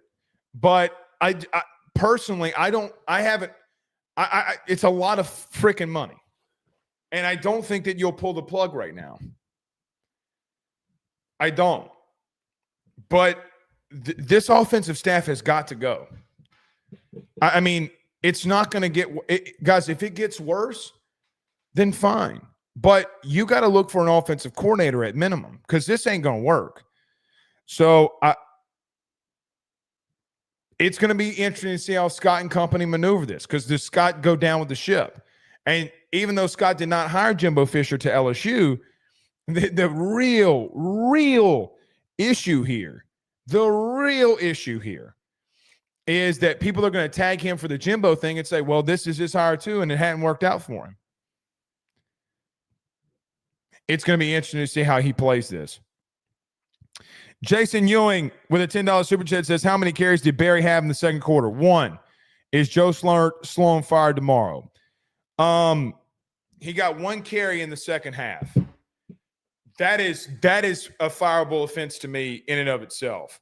Do I think Joe Sloan's fired tomorrow? I don't know. If you're asking me, I think that they have to have a very serious conversation in reference to it. I will be very glued in tomorrow morning and making phone calls because I think, look, moving forward, that for me, every day is, hey, man, what's going on up there? And then if they get to a Monday, Tuesday, then it's not going to happen. But if they did go that route, I don't know if you give it to Cortez. I would assume you give play calling over to Alex Atkins or BK does it. I don't know. But listen, I mean, Scott Woodward fired a coach in the middle of the season before. I mean, you fire coaches in the middle of the season. Here's the thing. Does BK want that to happen? I mean, this is BK's program. I mean, I guess technically Scott can force him to fire him, and then the whole situation just get toxic in and of itself. But, I mean, it's already toxic. Like, it's already a toxic situation. I think the first thing that I would do is I would have a conversation with the Nussmeyers. The first thing I'd do. And say, hey, what's up? What you want to do? Because if you want to, quote unquote, keep playing, then we're going to give Michael Van Buren a look.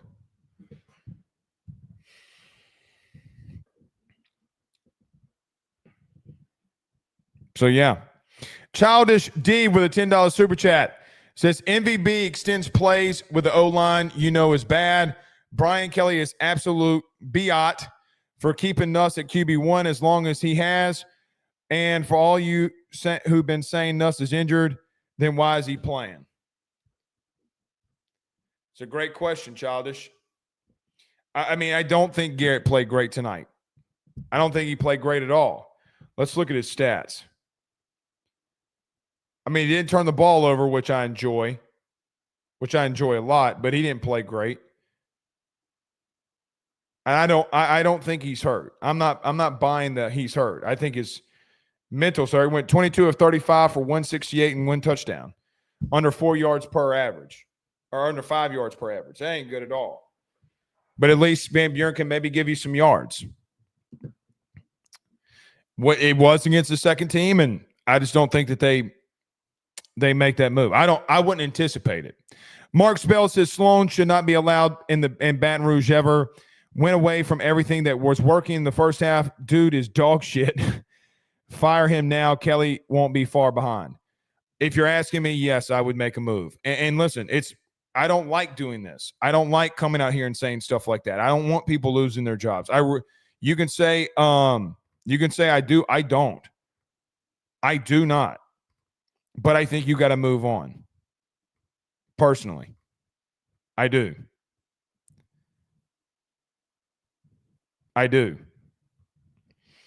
So it is what it is. Frank Castle with a $5 super chat says, once I realized 5-4 is his buyout, once I realized he wasn't the guy, even if you gave me more time, it was my only sensible desire. Yeah, I mean, it's going to be interesting. I don't know. I don't think they do it right now. I could be wrong. Guys, that's strictly an opinion. And if I am wrong, I am wrong. I just don't think it happens right now. Greg with a $10 super chat says, defense played as well as they could for as long as they could. But when your QB can't gain a single yard, your defense is going to die. Being on the field that long, fire Brian Kelly. That's how I feel about the defense. I mean, here's the problem, is it didn't really excuse the first drive coming out of half. They did good to end the first half. Very good to end the first half with multiple interceptions. But they ran the ball right at you. I mean, the kick return's not on them. The punt return's not on them.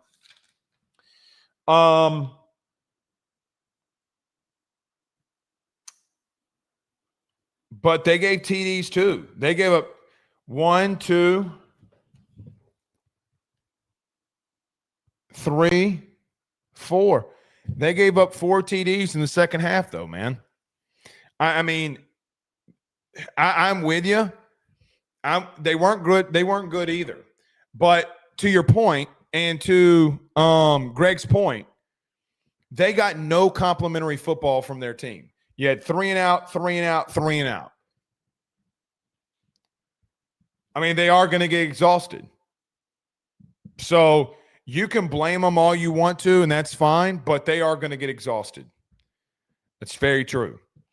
Lawson Howard with a $5 super chat says, if Van Buren doesn't start, Sloan is not the best, but Buren is easier to call plays for. Second half is embarrassing. Season should never end in October. No, it shouldn't. I think Van Buren gets you out of a lot of bad plays just with his mobility. Here's what's going to be said about Michael Van Buren. I'm going to go ahead and get out in front of it. He's not a good practice player. He doesn't do great things in practice. Maybe he doesn't prepare the way he needs to prepare. It sounds like you're starting quarterback. I mean, the same thing's happening there. I mean, guys, I've said this multiple times. I mean, this guy literally came out in a podcast not too long ago and said something to the effect of, like, I don't get into the building until like 10 o'clock. You know, I'm sleeping until 9. I mean, and y'all are mad at me saying that I don't know if he's putting in the work he needs to put in. I mean, guys, great quarterbacks don't get there at 9 a.m. And what's so interesting, did y'all see the SEC team this week, the SEC network team? They followed Diego Pavia around all week. He locked them out if they weren't in the building by 6:15 when he was done with his workout. But Blake Ruffino's an asshole. Ryan G with a $5 super chat says, if I'm Scott Woodward, I fire Joe Sloan. fire Joe Sloan and make Kelly call plays. Also, Kelly not getting fired. LSU has no president to sign off. Yeah, that's a whole nother thing that people don't want to talk about. You do not have a university president. Here's what I would say. You're going up a pretty long time of not having a president. I would assume that you have a president by November. Maybe mid to late November, you're going to have a president, and then you'll go from there. But we talked about that this week. Even if hypothetically you do move on from BK for whatever reason, the first act of a sitting president is to pay $53 million for a guy not to coach. And it's not just BK that you're firing, guys, because I'm throwing out a random person, throwing it out. If you did go that route and you fired the man, you're not paying $53 million. You're probably playing somewhere in to get everybody out. If you need to kick everybody out, which you won't, but let's just say at max you spend $60 million for all new change. Then you got to go. Let's just say, I'm not even going to give a coach.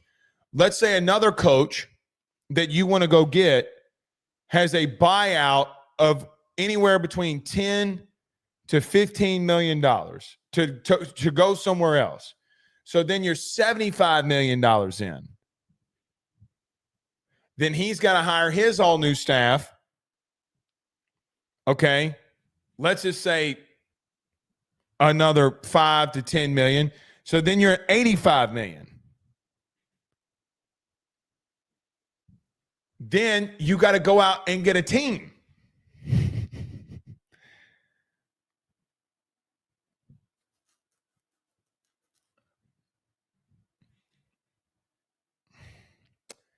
But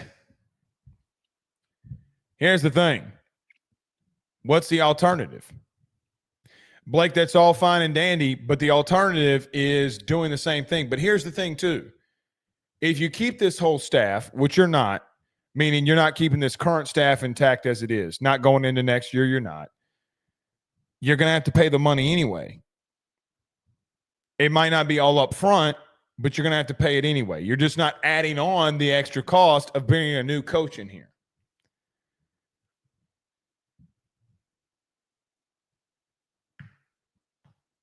And if I'm BK, why would fire me? I'm not. If I'm BK, you're going to have to do that. And I just, for me at the current moment, I don't think it's gotten bad enough. And I don't know if you get to like let's just say you win another 1-2 games and you lose at Bama, you lose at Oklahoma. Guys, you're 7-5. And you beat Arkansas and you beat Western Kentucky. You're 7-5. It would be bad then. It would be very bad.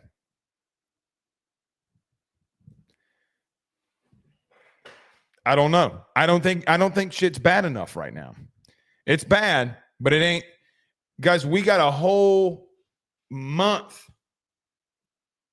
a bye week and a month. It's not bad enough right now. I'm telling you. I'm telling you. Not for people who are going to want to move, but I will say this to give myself an out, and I know that this is an out, but I'm going to give myself an out. I just don't see it. I haven't heard anything, but I haven't seen it. General Grievous says MVB with a $5 super chat says MVB is such a better quarterback than Nuss. It's embarrassing. Every time he ran, he looked like he'd die for a first down. So much fighting spirit. I agree. Completely agree. Frank Castle says 5-4 puts us in the Dan Lanning, Lane Kiffin, Mike Elko sweepstakes. LSU fans need hope. There's zero hope for the old bull. Oh, I'm not saying not going and getting one of those coaches doesn't give you hope. It gives you a lot of hope. Oh, yeah, it gives you a lot of hope.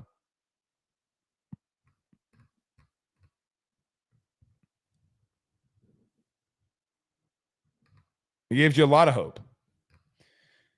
Don't see it, man. Supreme became a member on the YouTube channel. Thank you so much, Supreme. So did Grant Dunn.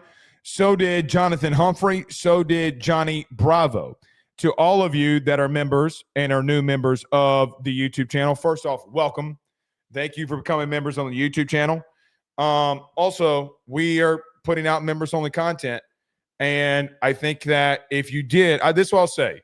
If you did watch the members-only content, we already talked about what I think is going to happen with the offensive staff. I haven't really gone full-blown here.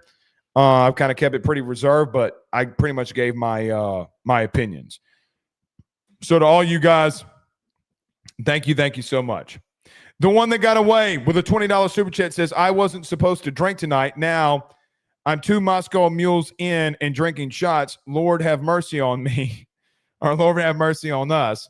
We would lose by 50 to Indiana. Yeah, you would. I mean, I don't know if Indiana's much better than Texas A&M. I think Texas A&M is a really good team. But they're tough, man. They're tough. But listen, for me, I think for me, if you're asking me what I would do, I would go into the bye week with a new play caller. At the end of the season, would go into the offseason with a new strength and conditioning coach. That's what I'd do right now. If you're asking me, like bar minimum. And clearly I'm going into it with a new quarterback. I'm going into 2 weeks from now with a new quarterback. And Nuss would be benched for the first however many plays until Van Buren just either shows up, shows out, or he doesn't. And if you're not mentally tough to overcome that, then I mean, that would be me. Not all of those things are going to happen, if any of them. Broad337 says MVB beats Alabama. We won't get to see it. Shaking my head. I don't know if he beats Bama. I'm not going there. You still have a lot of problems. Do I think he gives you a better chance? Yes, I do think he gives you a better chance. Brian Stogner became a member on the YouTube channel, along with Thank you both. Thank you both for becoming members on the YouTube channel. Thank you so much. But I don't know if Michael Van Buren beats Alabama for you. I don't know if it's not close off,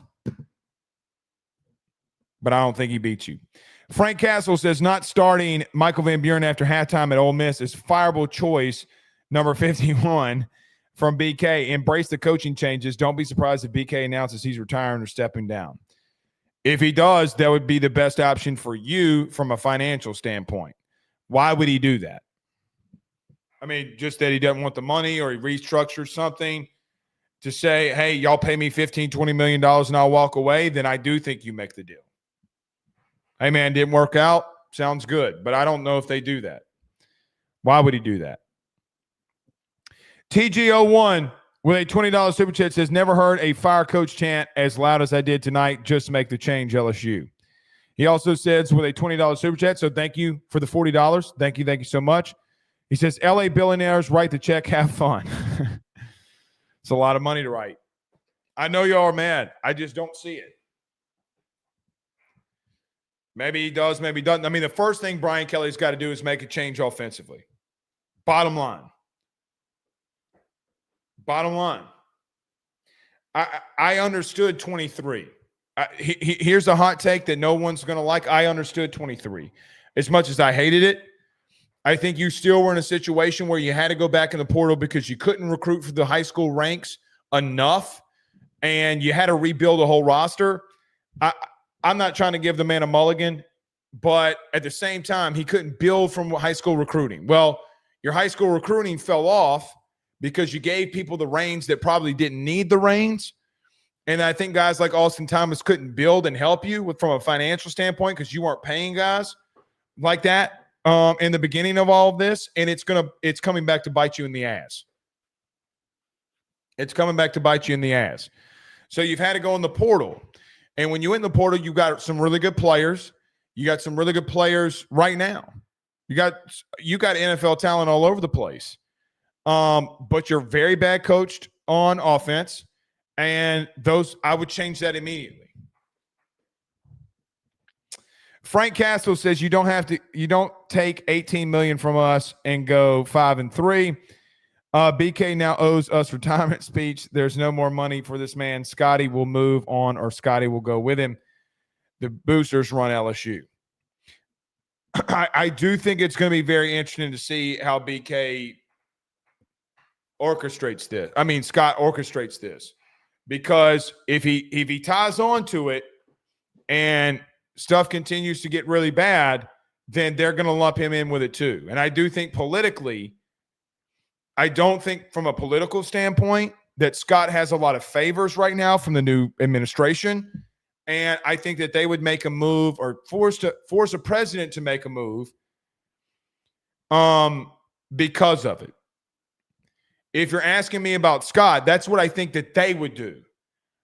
I would give him another chance, as risky as it sounds. He did make some very badass hires, but I think missing the football one can do you in. And I don't think he's got a lot of support right now, because now you got to go to people and say, I need $53 million, if that's the route that you choose. If that's the route that you choose, or if that happens. I don't know if it's going to happen. I have no clue. Mr. Terps with a $5 super chat says, BK must go. Garrett Nussmeier shouldn't see the field again for having a $20 million roster. That's the bad part, is you spend a lot of money and you're getting beat. People helped you spend a lot of money and you're getting beat.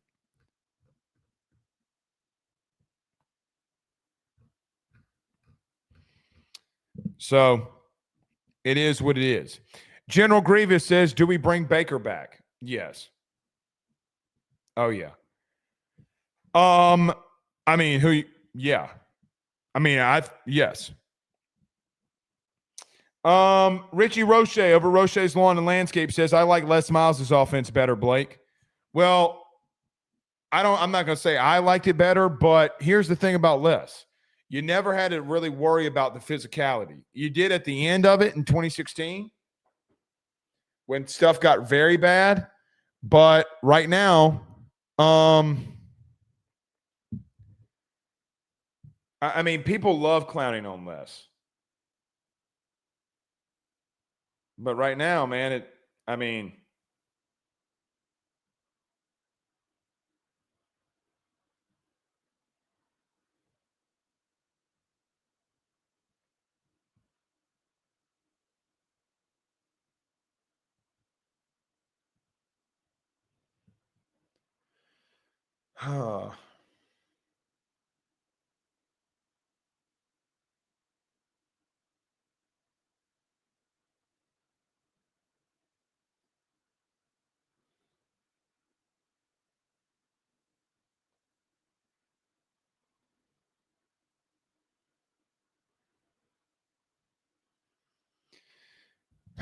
somebody said I said something when I didn't about Lamar Brown. Y'all were in here to see it. Brian Stogner became a member. I greatly appreciate it, buddy. Thank you so much. Let me get through these super chats really quickly. Let's roll through them. JV Curry with a $2 super chat says, why do you think they went away from the run game? I think they went away from the run game because they got scared. They were down 3, then they got down 10, and they panicked. This team does not know how to see adversity, understand adversity, and overcome adversity. This team and staff, they got scared. And listen, they never have. This offense never really has. I think you saw some glimpses last year of like Ole Miss and maybe South Carolina, but then after that, you saw none of it, and you hadn't seen it since. Like you beat bad teams. I mean, you still have you're 5-11 under Brian Kelly against ranked teams. So none of that matters. Hal Mendoza with a $2 super chat says, honest question, do we even beat Western Kentucky? I do think you beat Western Kentucky. If your team's, depending on what happens. I don't know. But I do think you beat Western Kentucky. I don't know if you beat Arkansas, but Arkansas fell on its face today against Auburn, so maybe they're doing the same thing. Who knows? Lawson Howard says pocket passers will go extinct like dinosaurs. I don't know if they go extinct like dinosaurs, like that you won't ever see one. Breeze was a true pocket guy, but Breeze was athletic. Like he could do some stuff. If you're going to be like Garrett, you got to be an elite decision maker. He's not an elite decision maker. Mr. Terps with a $5 super chat says Scott Woodward needs to be held accountable for firing BK with a 10-year contract with that kind of stipulation, excuse me. If he don't succeed, this is unacceptable. It is unacceptable. I mean, it is a massive contract. Grot on YouTube with a $2 super chat says LSU coaching was exposed, including Blake Baker, 6-6. Very well could. Very well could be. I don't think you're going 6-6, but you could. Doug Knows with a $2 super chat says the BK era is over. Ship him off to Penn State. Penn State's not coming to get him. Ronnie Scott with a $5 super chat says Garrett Busmeyer, but it's not all his fault. Joe Sloan needs to go back to ULM or Southeastern. I think it was at Louisiana Tech, but I get what you mean. It's not good. He's not a play caller here. Mr. Terp says Blake Ruffino for LSU head coach. I can't. I'm not qualified. I give it my all. I do this shit for free. Childish on YouTube says BK pig poo emoji, and he's still gaslighting the fan base. Been right effing now as I type this. Yeah, I didn't see it. I hadn't seen it. Marshall Childs with a $5 super chat says the first thing Elko did in his post-game press conference was give a shout-out to Tommy Moffitt. Of course he did. Of course he did. He's taking a shot, and good on him. Good on him. I mean, they took him from LSU. Good on him, Marshall. Marshall's an A&M fan, good friend of the show, believe it or not. Marshall follows us and is a big listener with Ruffino and Joe. But, yeah, he should.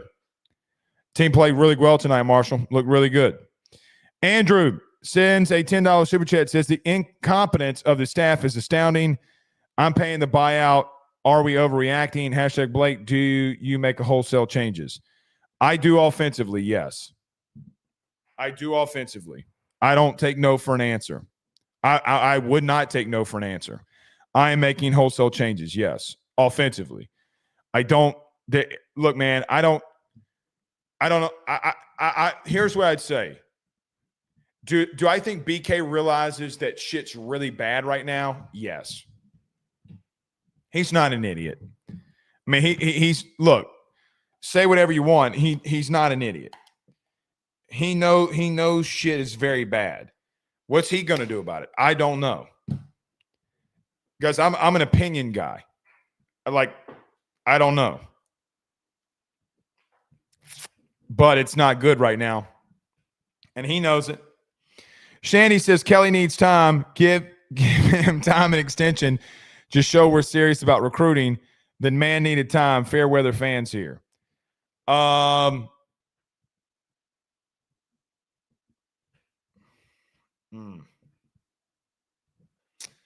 don't know. Crazy with the cheese whiz since $2 says open the phone lines up, Blake. We will probably Monday. We got way too many super chats in here, but we do it on Mondays. Victor the third with a $5 super chat says the fact, but everyone on offense is confused is a coordinator problem. It's a head coach and coordinator problem.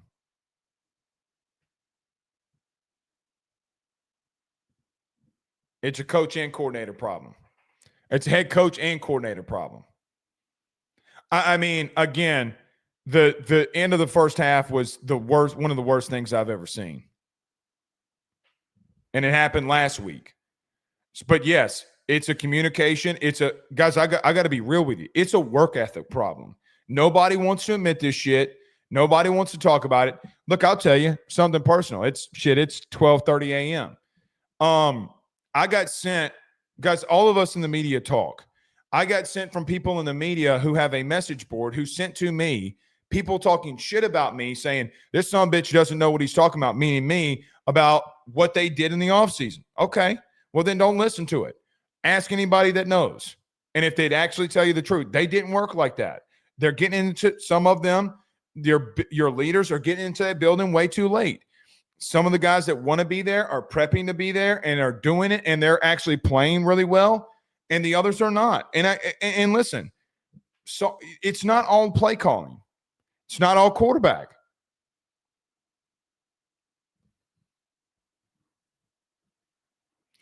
But I don't think that you would have an offensive line coach who would recruit a room that has a guard like Carius Kearns, a true freshman at left tackle. Brad Davis is somebody that has whose name hadn't come up because the run game wasn't bad tonight. And all of them are going to be pointing the finger at Sloan and say, hey, man, listen, when you actually put the players in that needed to play, then it was interesting how shit got better.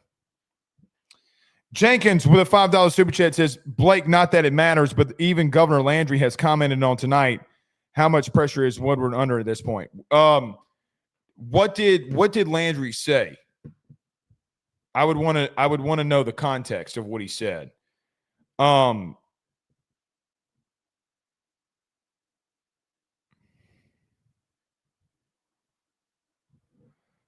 would love to know what he said, but he's got a lot of power here. I mean, and he's probably about to hire a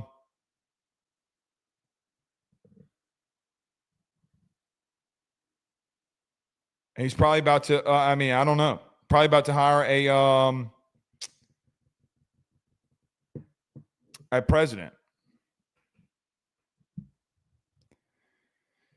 Oh, not good, man. Gregory sends $20. Thank you, Gregory. Greatly appreciate it. Victor III says, we quit calling runs halfway through the second. Yeah, we did, really. After Barry scored. We got away from it. Let me get through some of these. Squid says, BK is reopening DiNardo's. Our O-line gives no shot. I mean, they don't. I mean, you took a couple of sacks. I do get that, but I mean, you still ran the ball for over 6.78 yards per carry. So they didn't play bad. I mean, you can't have 7 yards of carry and they play bad. You got away from it because you couldn't do shit. Texas Vet says, hang it up, Blake. I'll see you next year. Still love the Tigers. Big ups to our fans. Much love. Texas Vet out. That's why media people call for people's heads right there, brothers. Because then their pay goes down. Their numbers go down. Victor says middle since both teams quit. Yeah. I mean, you definitely quit on them tonight. Lucas Abear says Kelly needs to absolutely go hit the road, Jack. Yeah, I just don't think it's going to happen, Lucas. Derek says, I guess we're good with that halftime score. I mean, I guess we were. I guess it was some moral victory. Some kind of moral victory, I guess. But that ain't good. That ain't good enough at all. William Landry says, Blake, you said that was bad last week. Because it was bad. Dylan Griggs with a $5 super chat says, who's getting fired on Monday? I think if people are getting fired, it'd happen tomorrow. Mole, you're in a bye week, so I don't know. I would make a decision on your offensive staff tonight if you don't already have a plan. Jimmy Page says, thanks again for taking Big Game Brian. You're welcome. You haven't won a national title since 1988, and you're coming in here and bragging. We have 3 since 2000, but you have none. And you're not going to get one either. By the way, your head coach is actively calling other staffs. Alex Cormier says Scott Woodward should pay the buyout since he hired him. He ain't got that kind of money. Brock with 2 $5 super chats. Let's just say $10 super chat here. Says BK may be here next year, but a lot of the roster may not. It is going to be tough paying to keep the current players as much as getting portal players. Yeah, because the money, I mean, guys, I mean, you funneled in a lot of money in NIL, and I don't know people who are going to be paying for this. I don't. General Grievous says, sorry about the Lamar thing. That's not on you, Grievous. Somebody reported something fake. I mean, the Sidelines Texas A&M account posted something fake.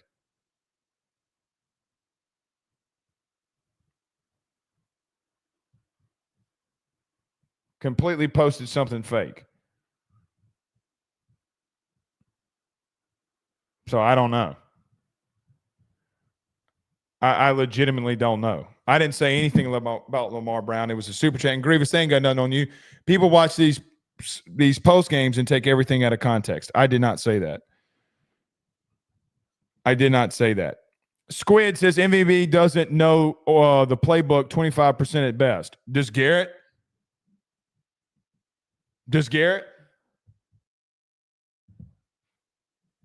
I mean, what are y'all waiting on? I don't know why. He doesn't know the playbook. The shit he doesn't. Then run the 15 to 20 plays that he does know. He'll know 20 plays. Run them out of different formations. It's not that difficult. Stephen Young says, I'm not paying for members-only content with these garbage coaches. Well, the garbage coaches don't do the only content, and you just paid for a year's worth of memberships with 2 super chats. Says Stephen Young, you need to take calls tonight. We have a lot to say. I mean, man, it'd be 3 hours. It's almost 1 a.m. We'll do them on Mondays, and y'all can call on Monday. Hal Mendoza with a $10 super chat says, I'm finna conjure, the spirit of Terry Funk and Ozzy Osbourne to haunt Joe Sloan until he's off this team. This team struggling to score more than 20 points while North Texas is putting up 600 yards. Yeah, I think Joe's got to know too, right? Like he's got to know too. And I think you sent 2, Hal Mendoza. Thank you. I mean, he knows. He's got to know. I mean, he knows. There's no way he doesn't know. Broad 337 with a $2 super chat says, I don't think you can convince me we beat Arkansas. Sorry. I don't know if we can beat Arkansas either.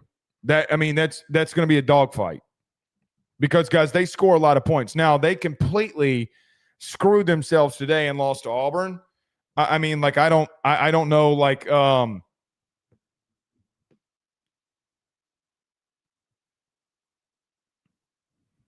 I don't know.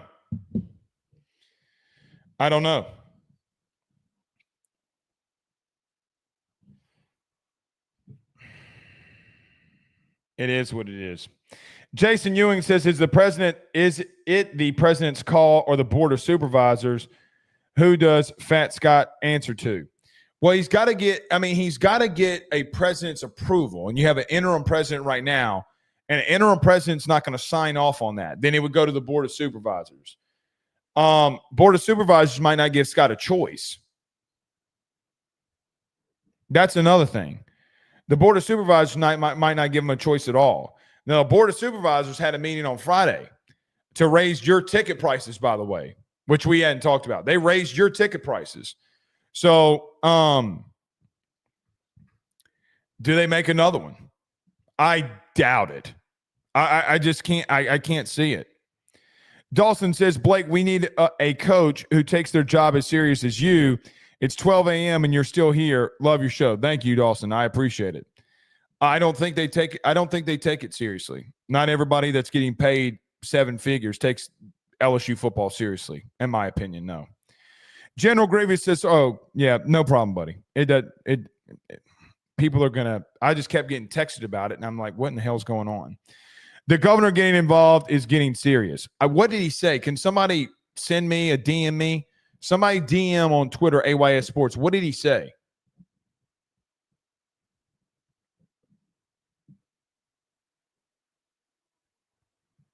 What did he say? I want to know what he said. Chris, but I've been on here for 2.5 hours. Chris Trahan, MD, what's up, man? With a $10 super chat says, I would rather hear Lisaton to Chewbacca and Helen Keller have butt love than listen to BK's press conference. Yeah, it's not an easy listen. Because when I get off of here, I literally go listen to it. It's never an easy listen for me, ever, when we lose. This is my last super chat of this year, says Stephen Young. Peace out. I'm done watching LSU football. $50 says y'all are back in 2 weeks. Aaron McNabb with a $5 super chat says, here's the frustrating part. Even if BK gets fired, the coaching market is full. I want Kifton, but I doubt he leaves. Yeah, man. It's going to be if you got to go, it's going to be crazy. And even if Kiffin does stay, then you want to go get him next year or a year after, whenever. It's about to get nuts. If you miss out on Lane, do you look at a guy like Eli Drinkwitz? What does Dan Lanning want to do? Why would he leave? Could get very interesting for you. Benjamin Moore with a $5 super chat says, what's the advantage to calling plays from the booth versus on the field? In the booth, you could see more. On the field, you can get the feeling of what the players are thinking and saying and what they're saying. Joe Sloan has no advantage. Jimmy Page with a $2 super chat says, Blake couldn't get into Indy, sore loser. I never applied for Notre Dame. Nor would I have ever. But how am I a sore loser? I didn't come into your suit. I didn't come into any Notre Dame shows and say anything. Brother, y'all haven't won a natty since 1988. And y'all got beat by A&M too, stupid son of a bitch. Gandalf the Ghetto with a $5 super chat says, just showing love, Blake. I rewatched DBs instead of that game. Sounds like I made the right choice. Good night, everybody. Be blessed. Thank you for the love, Gandalf. I appreciate it. I do greatly, greatly appreciate it. All right. We'll do phone calls on Mondays. Steven just don't want to talk about it, so that's why I wanted it tonight. We'll see y'all soon. Y'all have a good night. Peace.